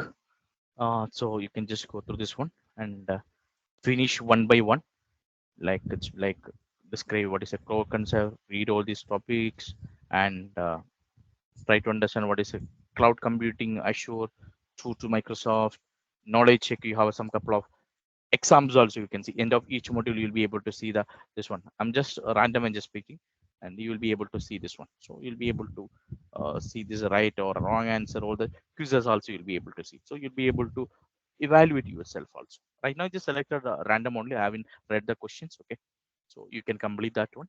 And if you want to go to AZ104, so this is the link, and you can see there is a 6 module for this, and you have 8 module for identity management, and you have 8 module for managing storage, and you have 11 module for compute, and you have 15 module, and you have more also. So you'll be able to complete this one. So this link also it's already been pasted on the chat. Now, now if you want to go for, if you already are working on Azure side or AWS side, this is the topic you can refer. So like it's we have a 2 days program. This link also already have been shared. Once you have completed this one, you will be getting this certification that's called Azure Administrator Associated, this certification. So you'll be Azure certified, Microsoft Azure certified administrator. Now, when it is coming to Azure certification program, Microsoft has been covering 4 modules, 11 modules will be covering. So like it being concept, we'll be starting with the concept, identity management, resource networking. Then we'll be discussing about the interconnectivity like a VPN part, and traffic management will be covering, and virtual machines, and we'll be covering with the Azure monitoring. So we are not doing a complete 8-hour session. This is the general way, generally classroom training it's been offered. Now, students material, you can use Microsoft Docs. Previously, we were using a skill pipe. Right now, Microsoft has been removing this, and it's been focusing on the Microsoft official Docs material. So you can use the same Docs, whatever link we have shared on the chat, the same handout or the same material can be used for referring this one. Now, end of the module, you can see it's been all the course material it's been given us in a module wise. So it's be easy for you to track, and it is easy. You'll be able to complete one by one. And we are getting a question from someone. Someone is raised, and okay, what is the question? You can just paste it on the chat. Someone is raised his hand for answering a question. So if you have any question, just use the chat window. We are more closely monitoring the chat also. And all these modules can be completed like this. Now, if you want, if you have any feedback, like once you have completed a module, and if you have any kind of a feedback, that feedback also we can able to give. Now our approach, it's been like it's more into the presentations and demos. So you will have in training assessment, you have three kind of assessment will be the like end of each module. You will have in training assessment. I'll be sharing the questions on the chat. Right now it's been virtually we are delivering the session. So we have only option. It's like through online only we can able to do the question in this exam. So you have in training assessment will be the, and can you share me the course content link? Sure. The course content link is this. So this is the link for AZ104. And if you want to get all the Microsoft certification course, you can use this link. Just paste it in the chat. So our approach is we like a presentations and we have a demos also will be available. Okay. And these are the hands-on lab that's already we are discussed. It's in a portal base we are doing. Now, um, whatever efforts which you are putting, like next 5 days, we are sharing the informations and we are giving the information like how this can be configured, how this can be done. But there is some effort it's needed from your side also. So make sure that you are taking a proper note, because if you are seeing this configuring services on a Microsoft Azure side, you may think like, hey, it's very easy, like we need to select is a next, but it's but when you're doing this on alone, you may face a lot of difficulties also. So my advice you to is like, whenever you're discussing any talk, take a notebook and pen. There's a tips generally we are saying sharing with all the participants. Make sure that uh, you are taking a note, you are taking a note of whatever topics we are covering. So make sure that these are tips generally you can follow and spacing on that. Make sure that you are we are not saying like you need to go back to the older school. At least you can use e-note or use your some pen and note. Make sure that whatever topics we are covering, it's been you're updating a notebook or a diary also. So make sure that even though if you're concluding this training or if you're finishing this training, make sure that you are doing an active learning, because Microsoft is offering 200 plus services. Now all the 100 plus services, it's been cannot be covered in the 5 days. So there is some effort is needed from your side also. Now, when you're going for a certification exam, like it's a AZ104 or Microsoft exam, generally you will be getting 60 to 70 question, 60 to 61 question, because I'm not making this limiting to 60, because recently I wrote and beat exam, there is I got a 61 question. So generally you'll be getting 40 to 60, 40 to 70 questions. You'll be getting almost 150 to 180 minutes also. So 150 to 180 minutes you'll have. So with that, you'll be able to write. And it's been, you'll be getting the MCQ kind of questions, like MCQs will be there, and you have a case studies and some exams you can see lab also. So you'll be having labs also. It's been based on the case studies and you'll be based on the performance. Now, when it is coming to exam part, 70 percentage is the passing mark, or the 70 or the 700 out of 1000. So you have 700 mark needed for clearing the exam. So you don't need to go to a Prometric center. You can just go to Prometric site. It's like you may be already knowing, like how to book the exam. For example, like if I need to book Microsoft exam, you can just, for example, like end of the session, if you want to go for Microsoft exam, it's very simple. Just go to just type AZ exam code on the net, go to Azure administrator. Now from in the bottom, this is giving a complete information about exam pattern and what is the passing code. You can able to see here. You can see what is the passing code is very clearly mentioned. It's been 700, and it's been given like who is for whom this course is been recommended. And if you want to download the complete uh, exam questions syllabus, if you want to download, there will be a official, there's a place where you can official practical test, like a question paper you will be able to see, like some practice test. If you want to download, you will be able to download. So this is some official curriculum, but this need to, you need to pay. um, and if you want to go for purchasing, or it's, you know, for writing exam, it's based on the country from where you're collected. For example, like if you're connected from Indonesia, just select Indonesia. It's $800 is the amount from for this exam. And if you're from India, I think 4,800 or something is the amount. Yeah, 4,800. And if you're from Philippines, it's been from the country you can select, and you'll be able to you'll be knowing like what is the amount which you needed. So like 900 US dollar something, yeah, 900 US dollar for the Philippines, and for Bangladesh, and I think it's been around $80, yeah, $80 for Bangladesh. So you'll be able to select it, and you can just select schedule the exam, and this will be redirecting to a prometric exam registration site. So you can able to just log in this your username and password, and there you can able to select your name and account and detail, and there you can select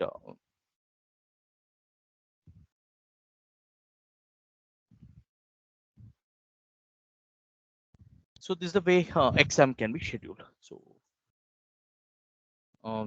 this is the certifications pin. This is the way generally the exams can be configured.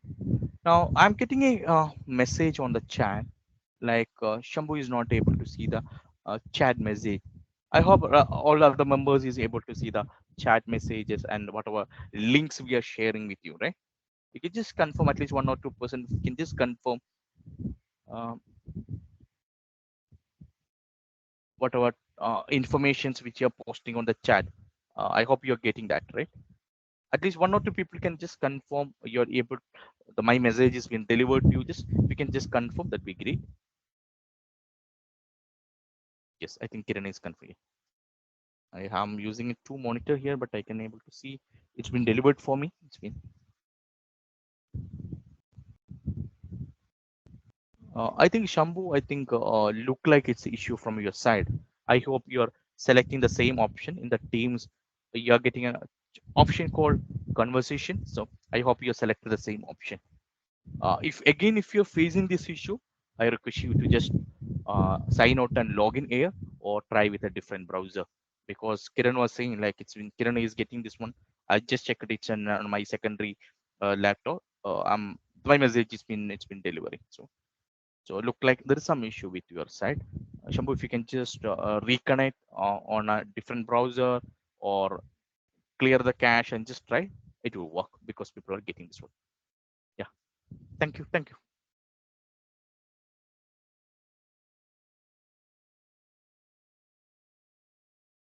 These are the other certifications on Microsoft AWS, and this one I'm just skipping that.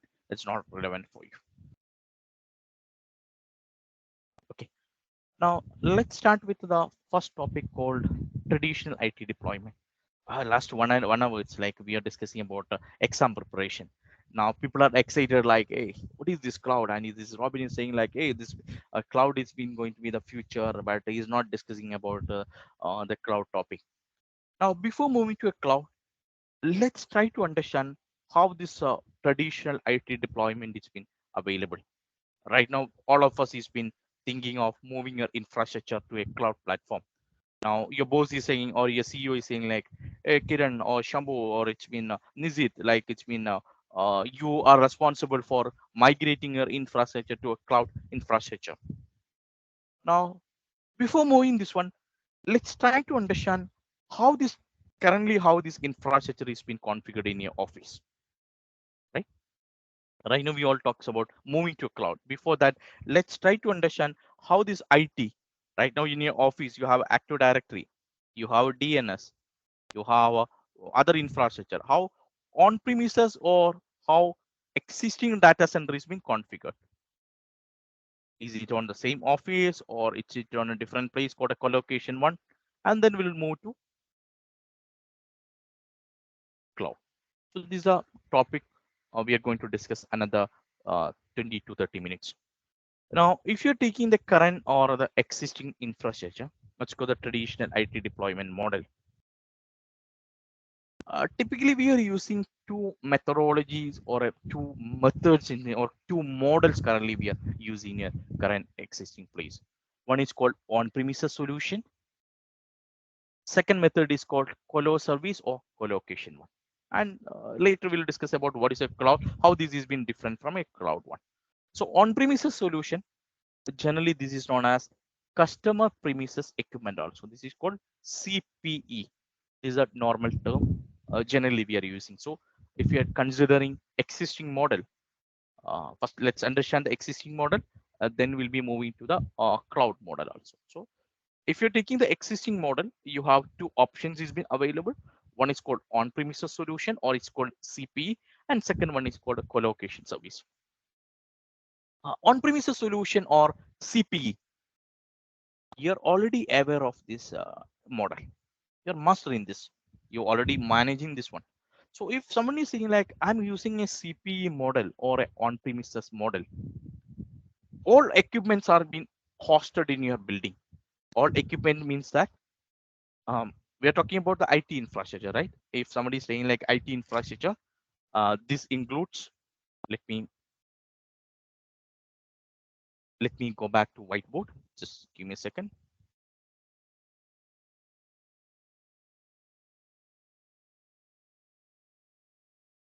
Now, if you're considering your existing model, 1 second, just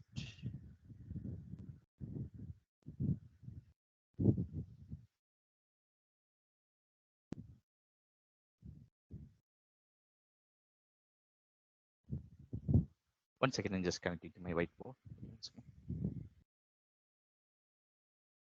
Okay. Now, if you're selecting the existing model, all equipments, that means in your office, if you're taking your existing infrastructure, you may be using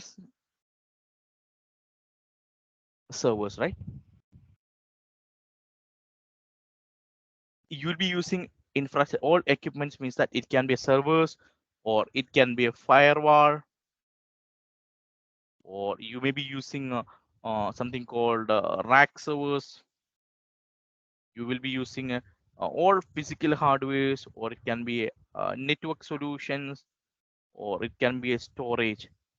Now, if you're considering all these items, whether a server or a firewall or it's been network, all these equipments, you will be hosting, in the your own premises. That means called data center, right? I think this whiteboard is got updated today, so that's the reason it's getting some.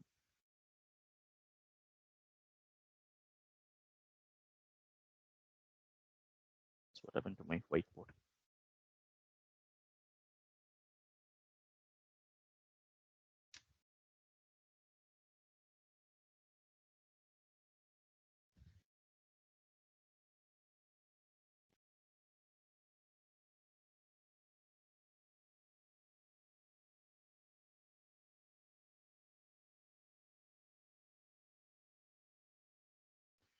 Let me use the other one. It look like it's my whiteboard is got updated, and it's not comfortable with this today.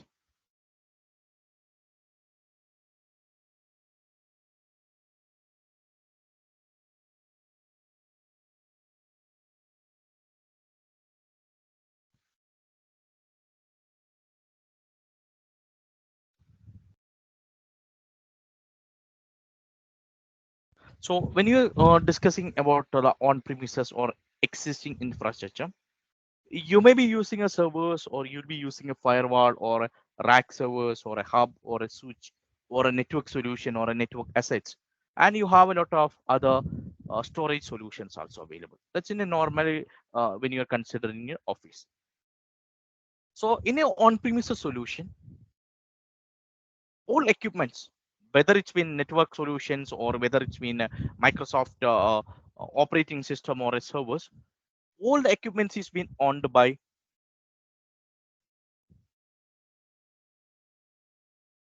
all the equipment is been on in your office, it's on your premises itself. That is the advantage of all on-premises solution. So if you're taking it on, or in a on-premises solutions, all the equipment is been hosted in your building itself. That means that's generally known as a data room or a data center. So equipments can be a network solution, or it can be servers, or it can be rack, or it can be any other product which is relevant for making a IT infrastructure. So what documents is by default it's been available in your building itself. So that generally we are using, generally you will have a data room, or you will have data centers also. So all equipments is been purchased by you. That's called owned by you. I'll be using a term because all the equipments, like if you need a server, your SQL team is saying like, hey, Robin, I need one server.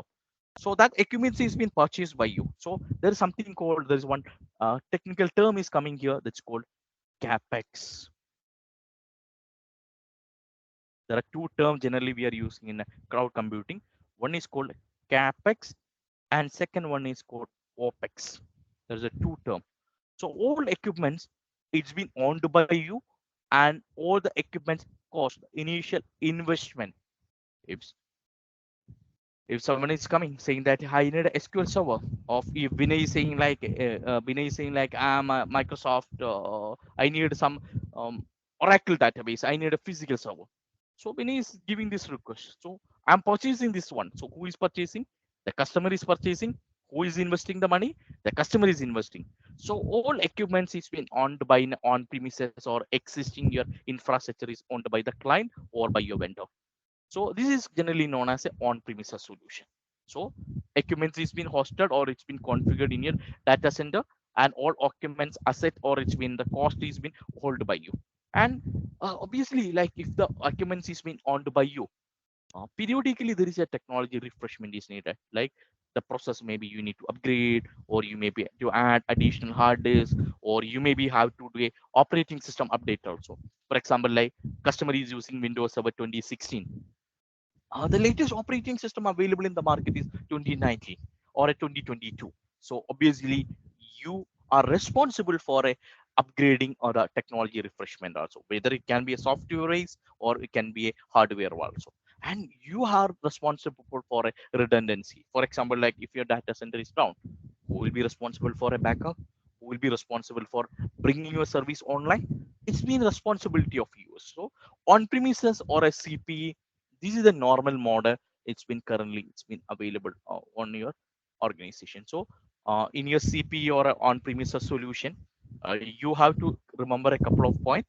You're responsible for end to end. So you're responsible for end to end of configuration. So like you'll be responsible for configuring equipments, you will be responsible for configuring redundancy, you will be uh, responsible for configuring a DR solution, and you'll be responsible for technology refreshment also. So end to end technology refreshment or the asset management is been handled by you, and you'll be responsible for this one.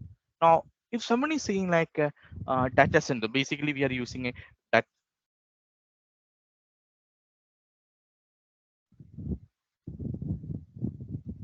If someone is saying like if you are using for a if you are using an on-premises solution, typically this um, management or it's been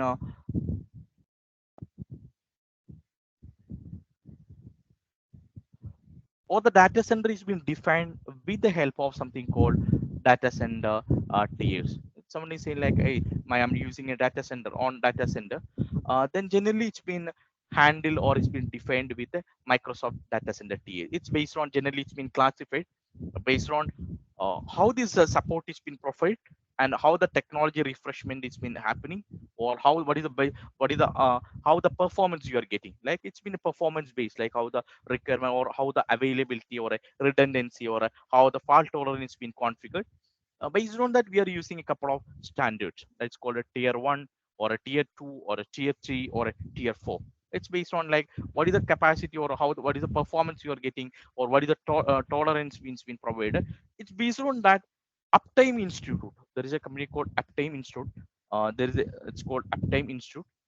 They are responsible for making this standard. So it's called Uptime Institute. I'm just pasted on that chat. So Uptime Institute is responsible for defining this standard. So they are defined like uh, I think someone is else also trying for sharing the screen.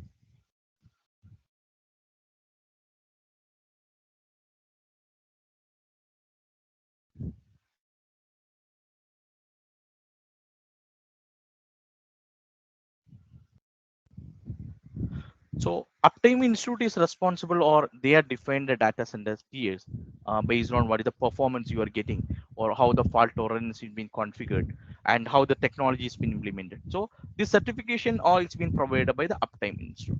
Now, if you're seeing here, data center tiers has been classified. It's been a four. That's called a tier one, two, three, and four. Four is the topmost one. So tier one is generally using like it's called a basic capacity. This is a lowest rated tiers. It's called tier one. Basically, it's been can be provided uptime of 99.67. So almost all the customers are looking 100% of uptime. That means customer wants like there will not be any application outage, or there is no service impact, or there is no outage on the organization for a solution. Now, based on how this fault tolerance or how the DR or availability has been configured, based on this data center TS has been configured.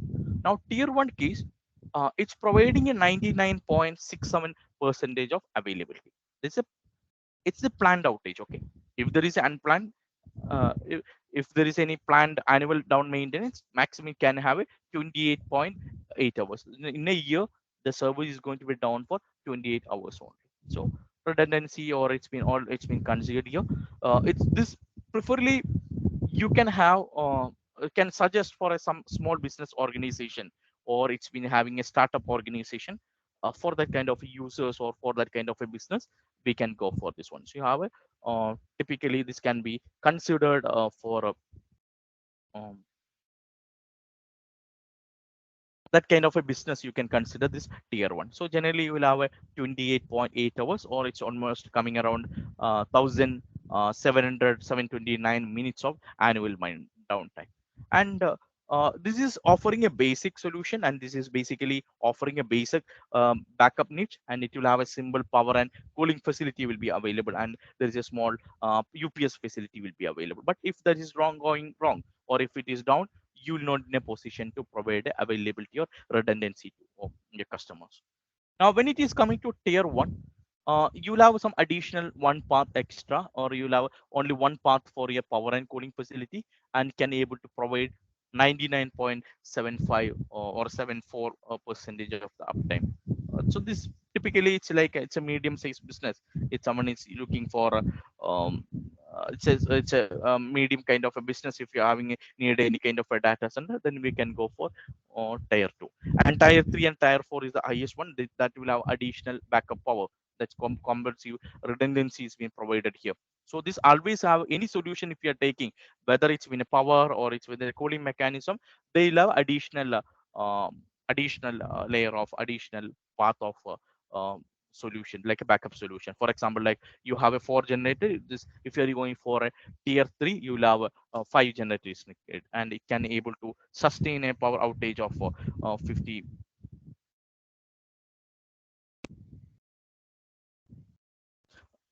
Can able to sustain a 72 hour power outage also. And when it is coming on the tier 4, you will have a uptime of 99.95 percentage of uptime also. That's called tier 4.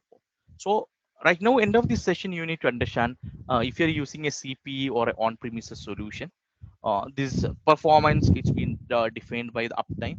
So if someone is saying like I'm working on a, if you're working on a Microsoft working on a data center performance is generally defined with the help of data center tiers. So these are the versions currently it's available. Now, when you're considering co-location or a CP,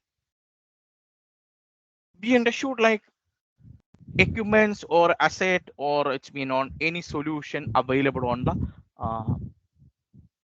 CPE model or in a on-premises model. This is being owned by you. So just think a scenario like power or a cooling facility, everything is being owned by you.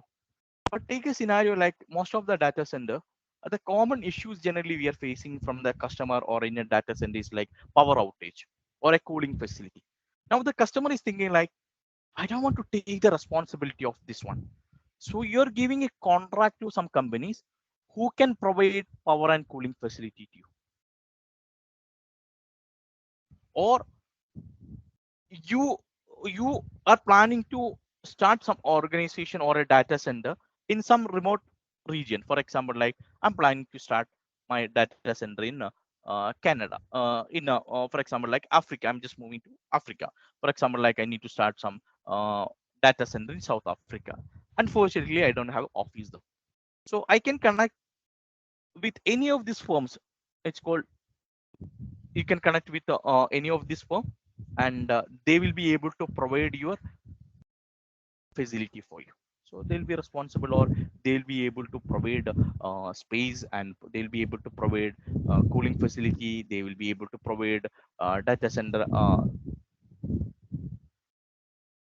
space or a cooling facility. So this generally done with the help of co-location facility. So they'll be responsible for providing this space for you. So this basically they will be responsible for providing the protection system, and they will be providing a rack space, and these companies will be providing a electrical facility, or they'll be providing the internal connections, and they'll be able to responsible for a power and battery backup or a generator. So you generally you will be getting a cabinets or a cages. So you'll be getting a cages in the data center. So for example, something like this. So something like if you're seeing here, you'll be getting a data center cages. For example, like you want to start some office in South Africa, so you'll be getting a cages like this.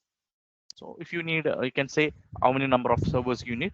They will be providing a space like this. So this whatever components inside this one, it's been for you. The same data center, other vendors also may be using this one. It's not that entire floor is been allotted for you. So this kind of a cages will be, or cages with a dedicated space will be provided to you. In a typical traditional scenario, the entire floor was used by you, right? Now instead of that, you will be getting a cages like this. If you can say like I need a 10 number of a servers, I need a 20 number of a servers, or 20 rack servers, these cages will be provided you. This entire space is only for you. Now the customer is responsible for providing a power to you. The customer is responsible for providing a cooling facility for you. The customer is responsible for a physical security also. You, the connection from your office to here, this also it's been a responsibility of the vendor. So if you're seeing here, this kind of a mechanism generally it's been provided in the co-location one. But the point you need to remember here, uh, the same floor or the same space, other clients also will be connected.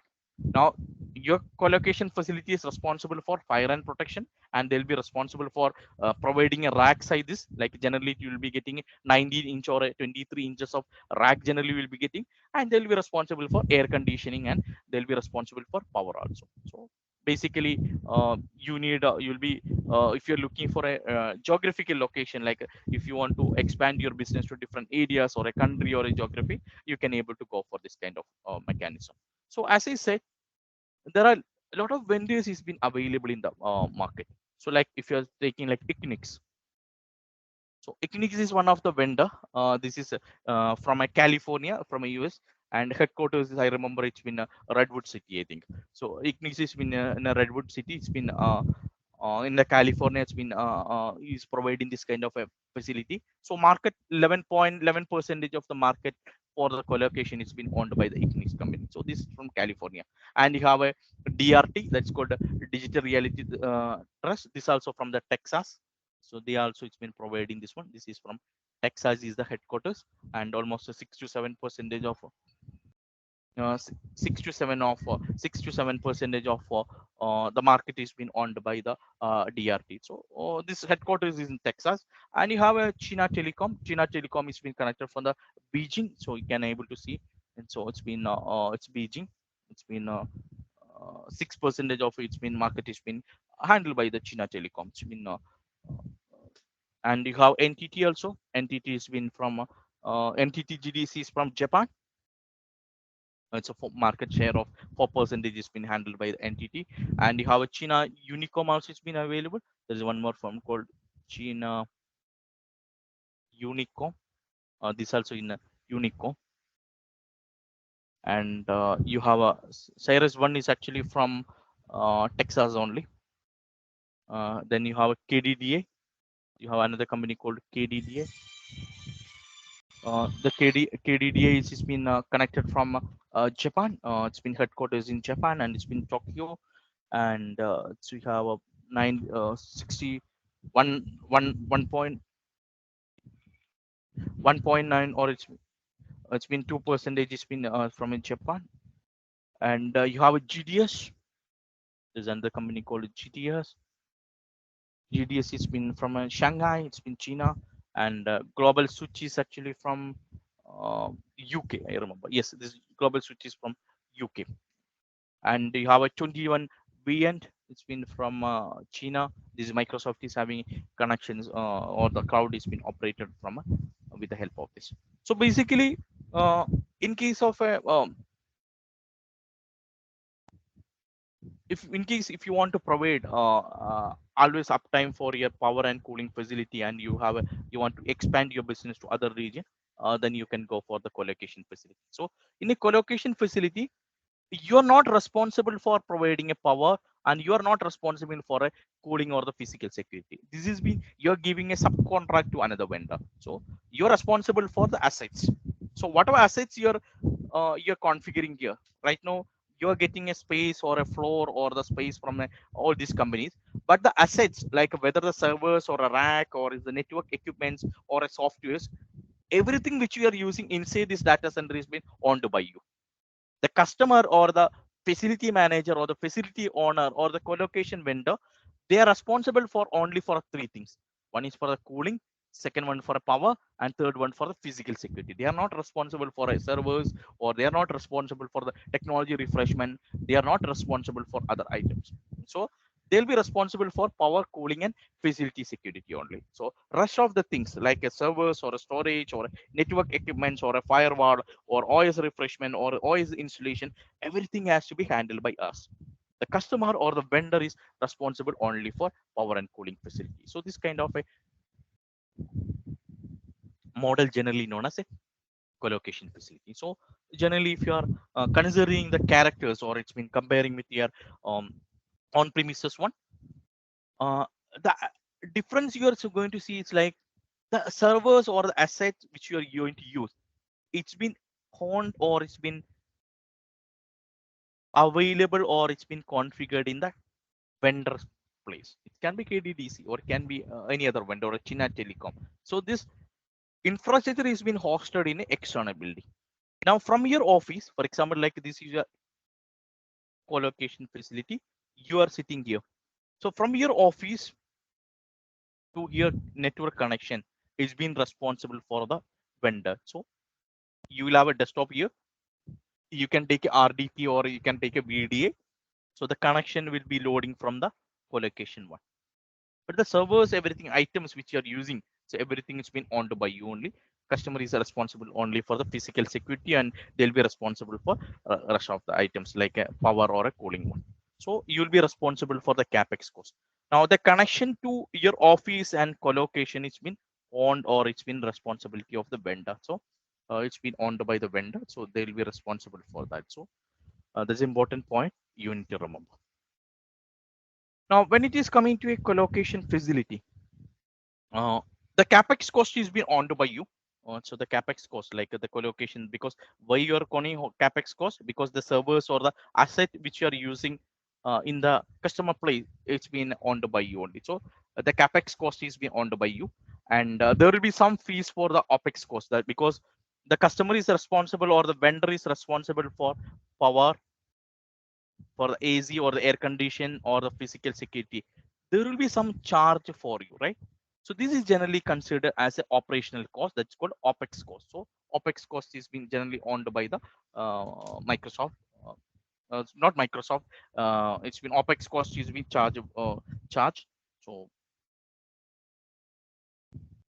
there will be like all these components like a power or air conditioning, or it's been what is it next, it's been the physical security. All this is been chargeable, and this can be considered under opex cost.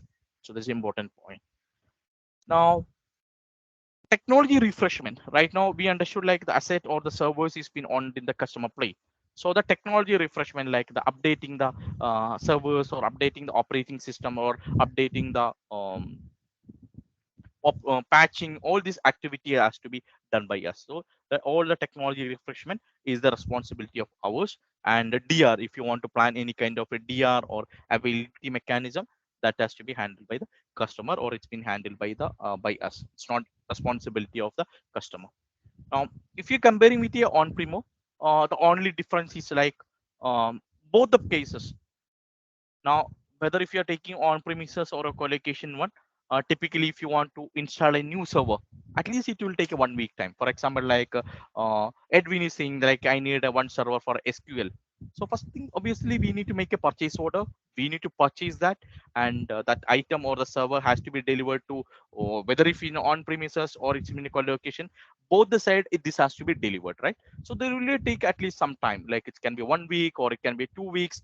Once the server is delivered, we need to unpack, we need to mount it on the rack server, and we need to involve multiple stakeholders. You may have to involve Azure, you have to involve the provisioning team, you have to involve Microsoft Windows team, or you have to involve networking team, or you have to involve architect team. So multiple stakeholders has to be involved if you are delivering a new solution or a new servers, because we need to connect with all this team.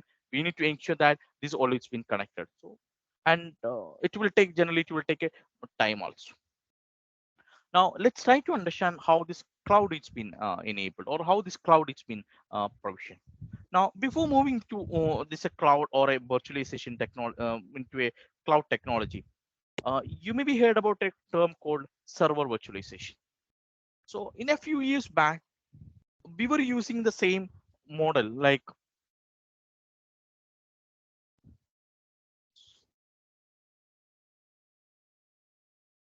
in a few years before,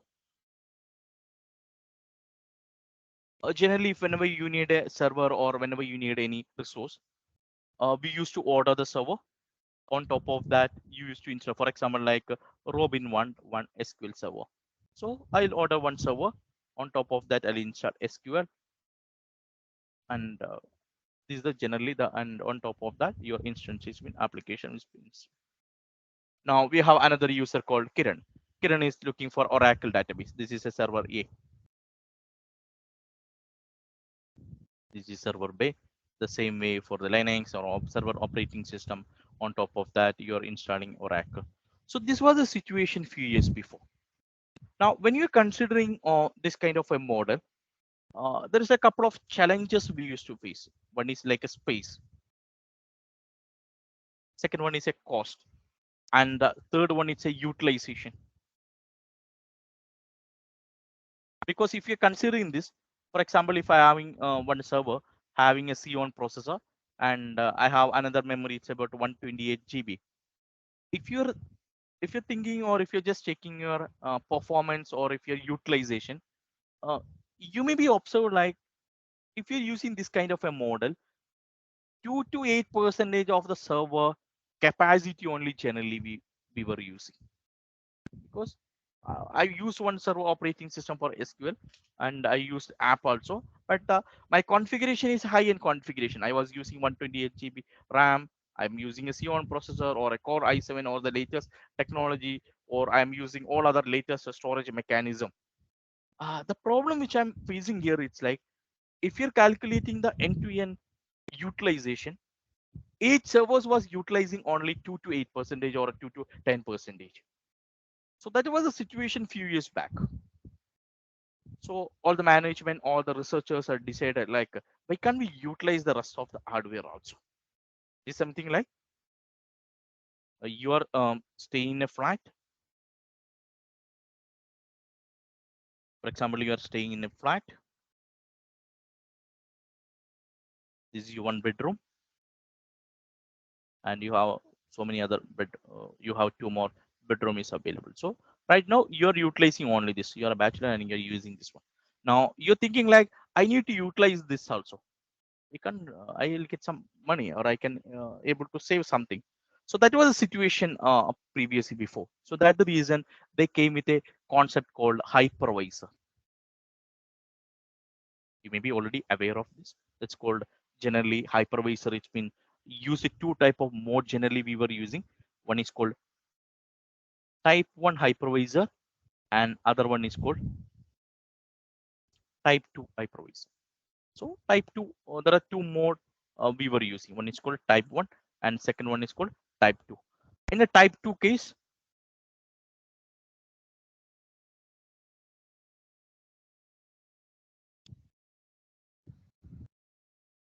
one second.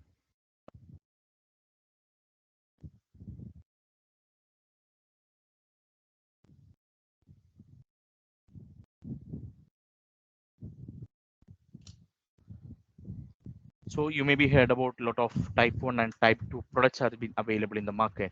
For example, like, so type 1 case, you will be installing, you have a hardware. On top of that, one small piece of software you will install, that's called a virtualization software or a hypervisor. So these are type 1. Okay. You maybe heard about a couple of products available in the market. It's called, one is Microsoft Hyper-V. Hyper-V is one of the tool generally we are using, like Hyper-V you can able to install on top of the hardware. Or you maybe heard about a VMware product called vSphere. Or you maybe heard about one term called Zen Hypervisor. Or you maybe heard about something called KVM or Oracle or a Citrix. So this kind of softwares you can install on top of Hyper-V, on top of a hardware. So with the help of this, you will be able to virtually, you will be able to slice your hardware. For example, like I'm installing a computer here that generally known as VM, or it's called virtual machine. So virtual machine, you will be able to slice it. Slice it means that you're not going with a knife, okay? Saying that, hey, I need 2 servers. Let's break this hardware into 2 pieces. No. With the help of a hypervisor, you will virtually you are slicing your hardware. You will be able to divide multiple computers like this.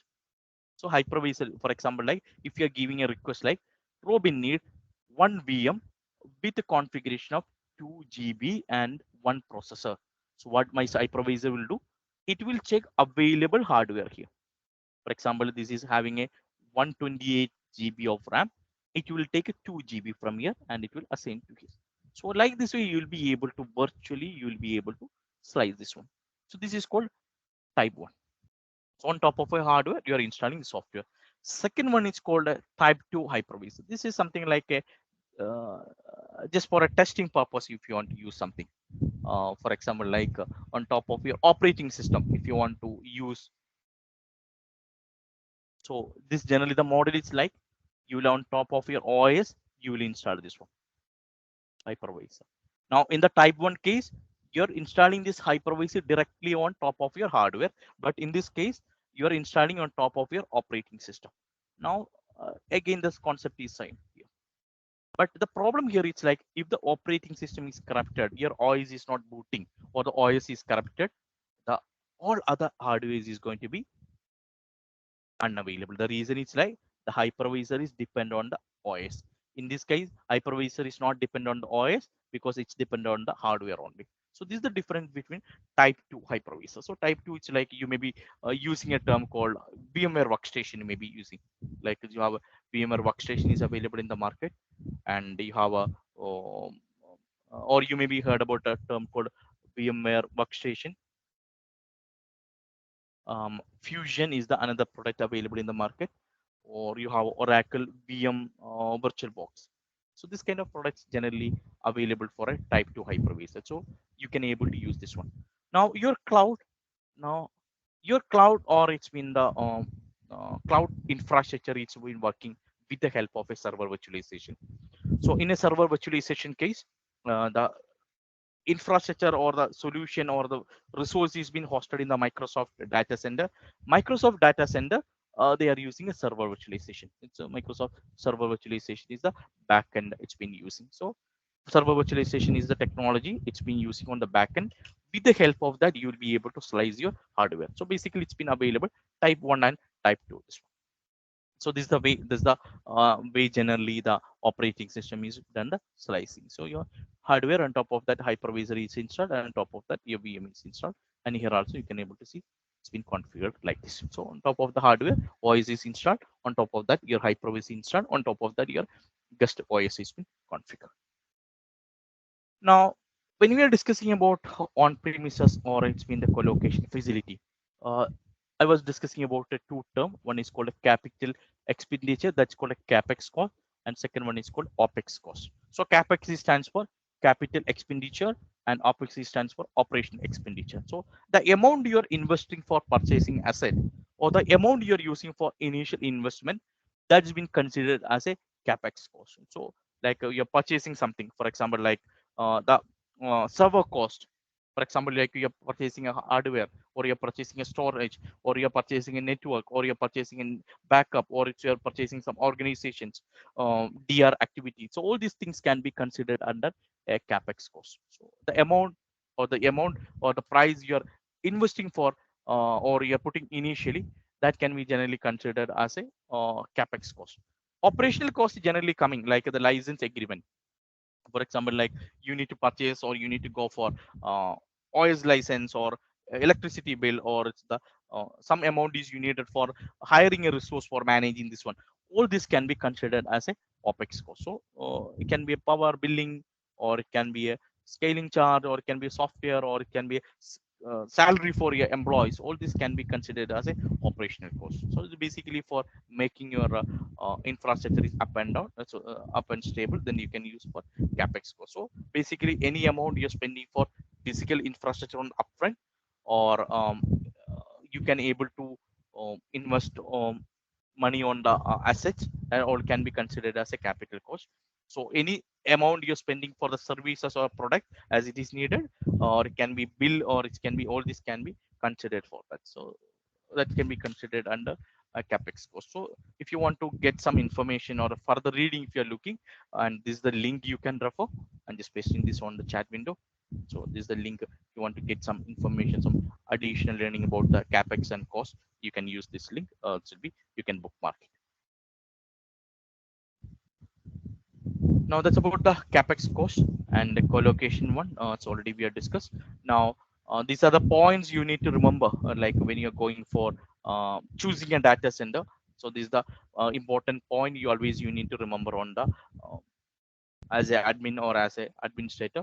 These are the important point always keep in mind. Just basing on that. So this is the important point you need to remember. What is the agreement or it's required, how the facility is being made. So when we are going for a collocation or it's any data center selection, these are the points you need to remember. There is 8 point you need to remember. I'm just pasted it on the chat. You can just bookmark that one, or you can just save it this. So this detail will be helpful for your day-to-day operations. Now, let me share you a couple of other links and other details also that can be useful for you. Now, let me paste it on the chat window.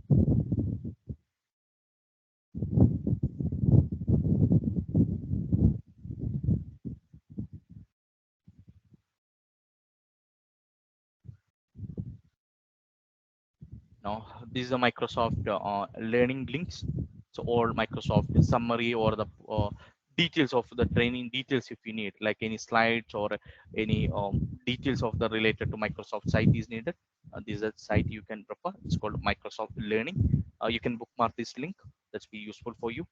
Now, if you want to go for any Azure documentation, like if you want to get a latest information about the Microsoft documents, you can go for something called Microsoft Azure documentation. You can see here. So this is Azure documentation. You can just simply type it on the Google. It's called documentation. This is the site. It's been containing all the information about latest products which is available from the Microsoft. And if you want to get any tools or any features details or a pricing or a partner details or a solution, you can refer this link. I'm just pasting that detail. It's called Azure documentation. Details you'll be getting from it. So, and Azure forums you have. It's called Azure forums. So this is Azure forum, or called the community support. This can be used. It's this very active forum. So you can able to search based on the trends, or if like based on your areas, or based on the service ways, you will be able to use, like if you have any technical doubt, or if you need some kind of a solution. Right now you started handling Microsoft technology, and you have some ongoing issues you're facing, and you're thinking like I need some kind of advice from some Microsoft expert.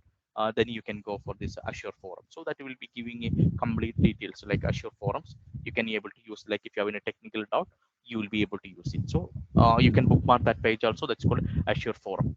So it's very active forum. And if you want to connect with Corey Sanders, so it's been it's a core one of the core member. Like if you want to answer some questions related to virtual machines or a website or a mobile service or a dev or a testing platform, you can connect with the Corizandor. That's program generally known as Azure Tuesday with a core team. That's called this the link. So you can connect to this link. Every Tuesday this program is happening. So you'll be able to connect directly with the core team members if you have any questions or a doubt or any solution you need, or so there's ongoing issues if you need. If you want to connect with the core members, you can connect on the Tuesday. That's called Azure Tuesday with the core members. Now there is a something called Azure Fridays also is there. You can connect with a Scott. Scott is the one of the core member who has been was part of this Azure development. So if you want to connect with the join Scott, and so you can use this link.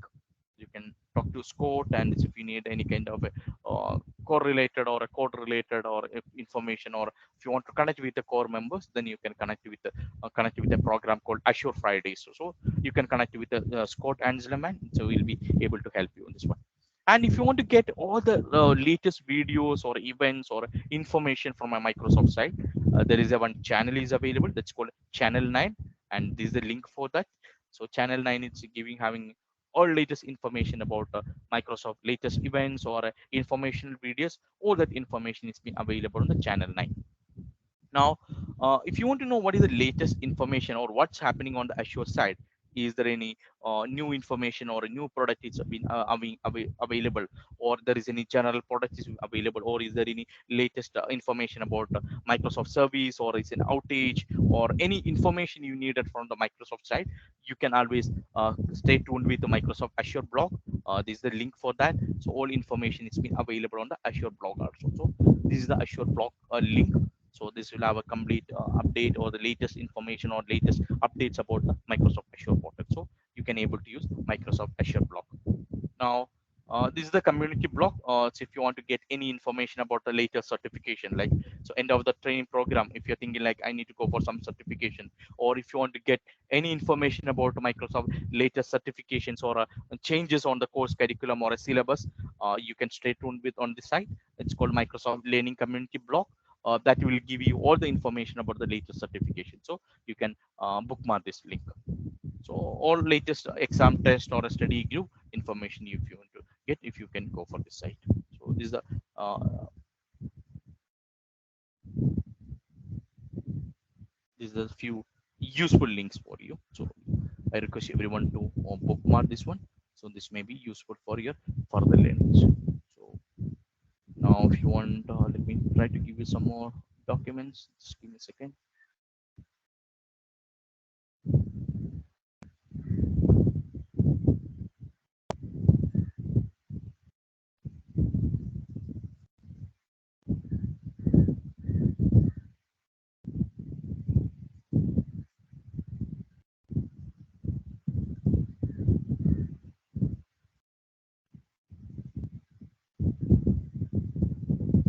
And if you want to get all Microsoft certification posters, you can use this. You can bookmark this link, or the latest Microsoft certification in a single page. If you want to get, this is a link you can use.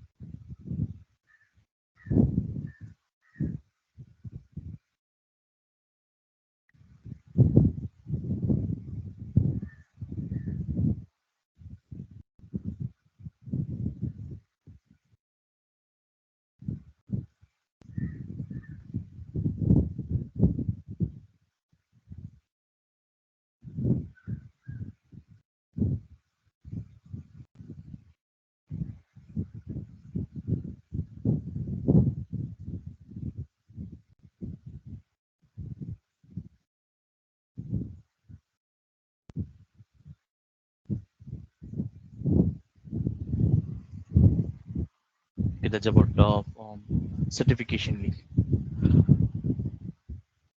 Yeah. So let's go for the first assessment for the day, and so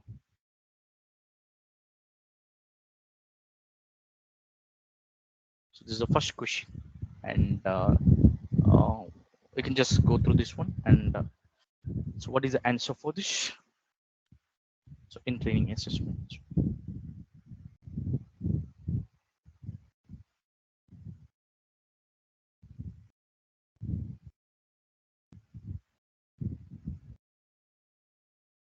you can post your answer on the chat window.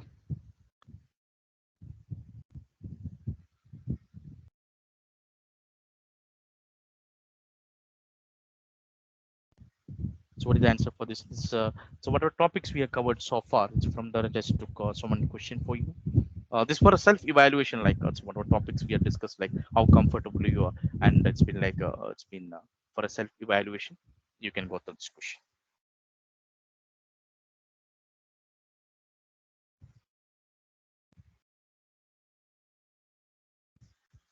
So what is the answer for this question? So we are getting a one first answer on the chat. It's been answer B. It's been A. Okay, let's request everyone to just post it on the chat window.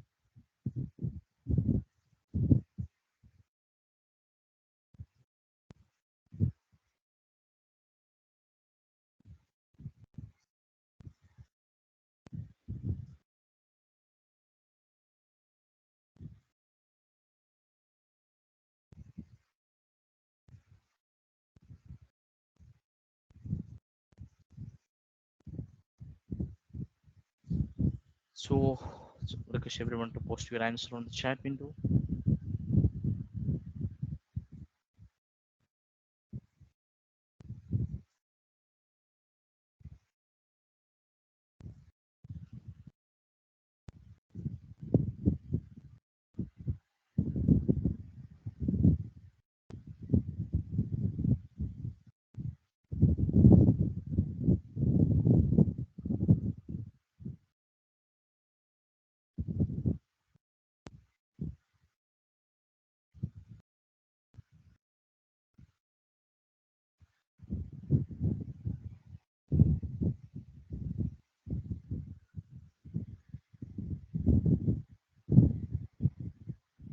So answer for this question is B, because on the point you need to consider it's like a tier 3 one, and it's a 5. So in tier 3 case, which we have already discussed, like it's been n plus 1. It's the model we are currently using. So this the tier 3, if you are seeing here, so you have 5 generators here. So 5 plus 1. So answer is 6 always. So n plus 1 is the model generally we are using. So you need to go for answer 6. So answer for this question is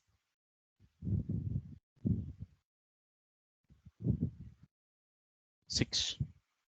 This is the next question for you.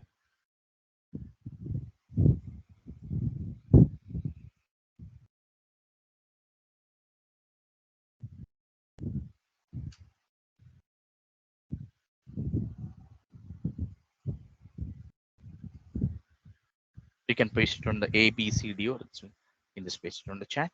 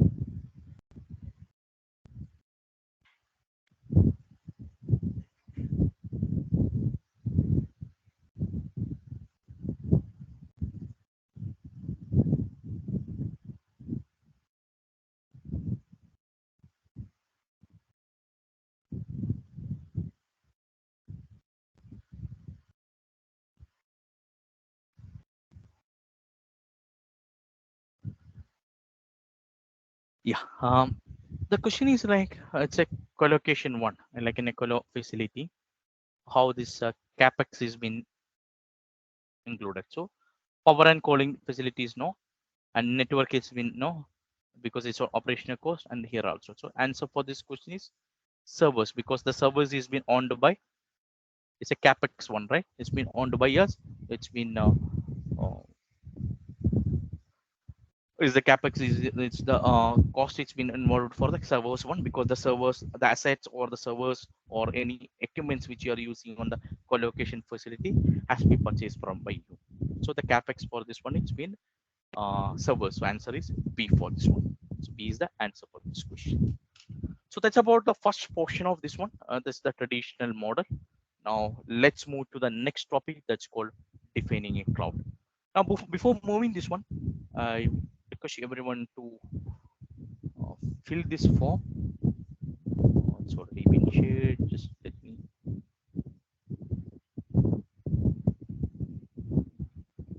1 second.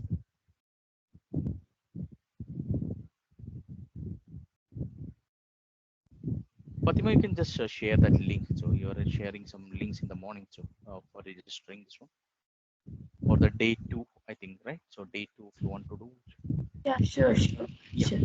So we request everyone to fill this one, to complete this one. So Fatima is sharing on the chat window.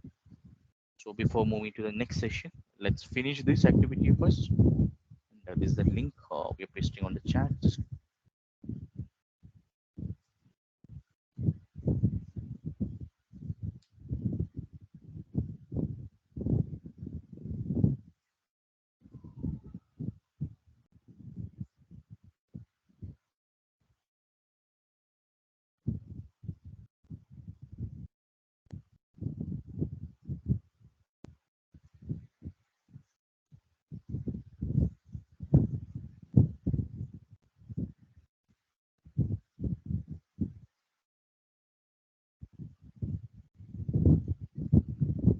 So Fatima will be sharing a link. So we can just take a small break now, 5 minutes break, and we can back. So once you're back, so it's parallel you to finishing and registering on this link also. So let's take a 5 minutes break. After break, we'll be moving to the next topic called defining a cloud computing. Now we understood like how on-premises is being configured, right? Now how it's been different from a cloud computing. So we'll discuss this topic after break. Thank you. We'll take a 5 minutes break.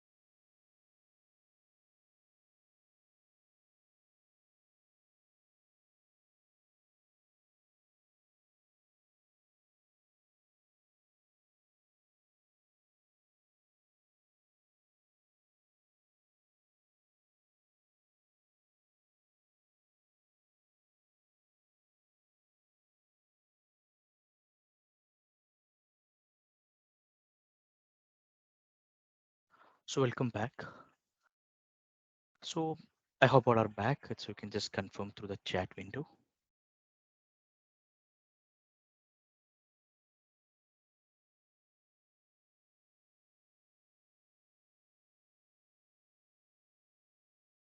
Okay. So Binay and it's been, yeah. Yeah, thank you. Thank you. So Mer, baka pamamanhikan ata yung gagawin ni Prince.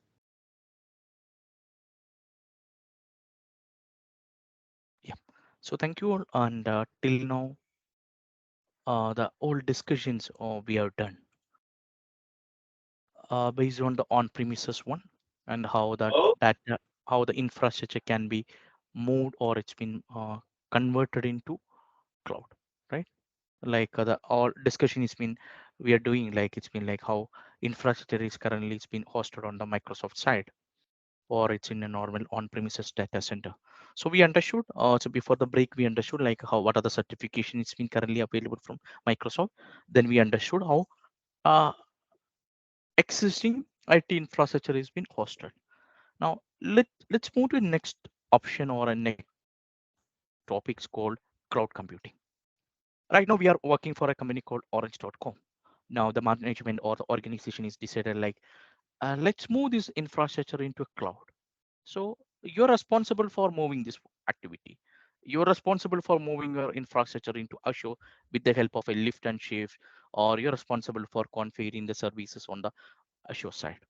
Now let's try to understand when you're moving from a on-premises data center to Azure side, what are the actions to be taken care? Or when you're migrating from on-premises to data center, what are the uh, topics or what are the key terms is coming to picture? So we'll be discussing next session or the next topic.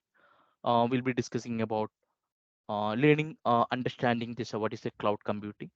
What is the difference between on-premises and what is the difference between a cloud? What are the advantages which you are going to get on the cloud side? And we'll be discussing about a couple of terms called PaaS or ISaaS or a public cloud and private cloud and hybrid cloud. Now, when we are discussing about a cloud computing, so we have only 10 minutes left. At least we'll give an intro today, and possibly we'll start day two with the cloud computing definition, and we'll be moving to the rest of the topic. So if you're considering the on-premises or a existing IT deployment model, if I need to use this IT infrastructure, we understood like the asset or the configuration or the product needs to be purchased by you. In a simple term, there is a capex cost is involved. Now I'm giving a scenario like in a Christmas time, you are launching an e-commerce application or you're working as a developer for your organization and you want to test something, some configuration on your system. So one option is like you have to purchase some 10 or 20 servers and you can do a testing, and after your testing, you're not able to utilize this one, right? You're not able to utilize the product. So this is the scenario it's currently we have. Now, when it is coming to a cloud computing, let's compare this with your couple of options available in the market. For example, like we all using a Ola or a Uber service for a traveling, right? If you're considering two scenarios here, one is like if you want to travel using a Uber or a Ola, we are not worried about the tax or you're not worried about the driving this one. You're using an application, you're booking, and you're going to a source into a destination. So it's basically you're using as a pay as you go model. So you're not worried. You don't want to worry about traffic, or you don't want to worry about driving on a traffic or parking or a tax or insurance. You're using a Ola or a Uber service. You're booking, and the taxi is coming for you. Now, same thing for the electricity also in your right now in front of you. Let's you have a fan or it's been you have a switch and you have AZ0.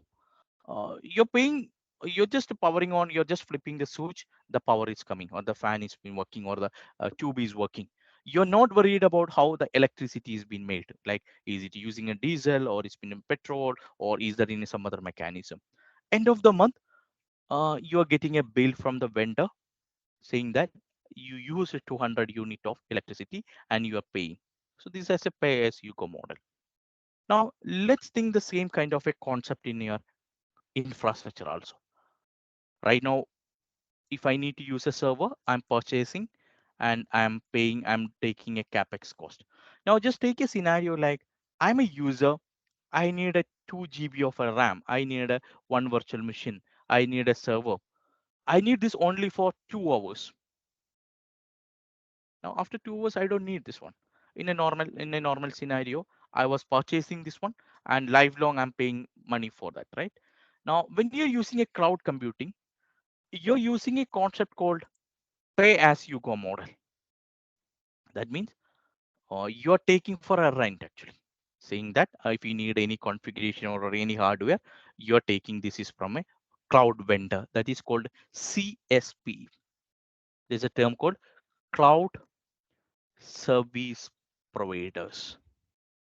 So if you need some configuration or some server from a vendor, using a portal or using a PowerShell or using some kind of other management tool, you will be connecting with a cloud service provider. So in the morning, we have seen like there are a lot of vendors is available in the market. Microsoft is a one vendor. Amazon is another vendor that's called AWS. You have GCP, you have Alibaba, you have other vendors like Rackspace or HP. There are a lot of vendors available in the market.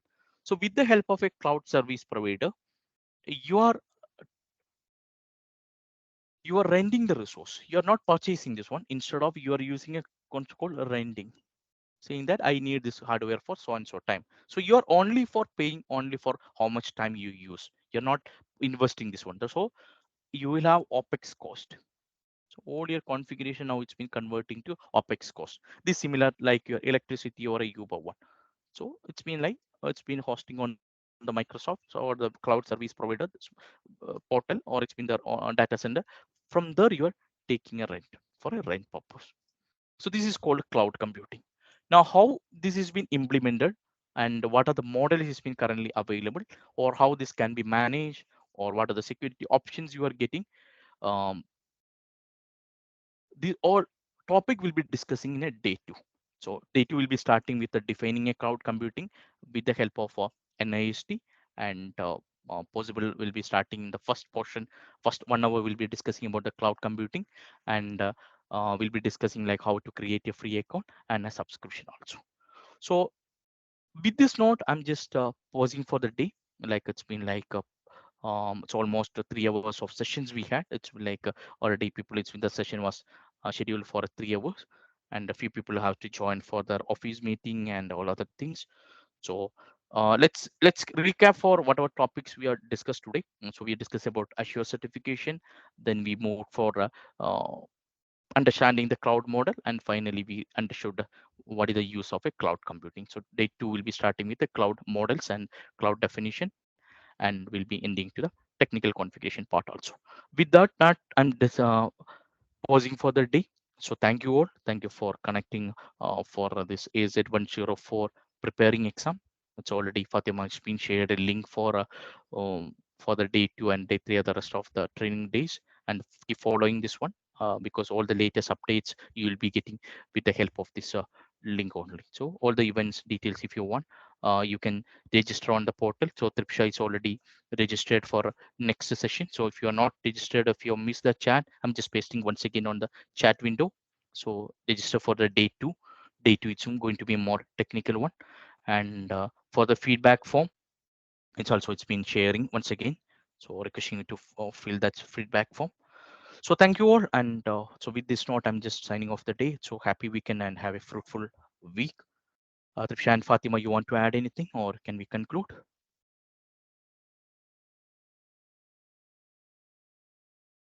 Yeah, that's fine. You can Yeah. continue. So thank you all and happy week. Happy Monday. Bye. So we are stopping the record and talk to you tomorrow. Thank you all. Thank you, everyone. So thank you, everyone, for joining us. We will share a few links now on chat.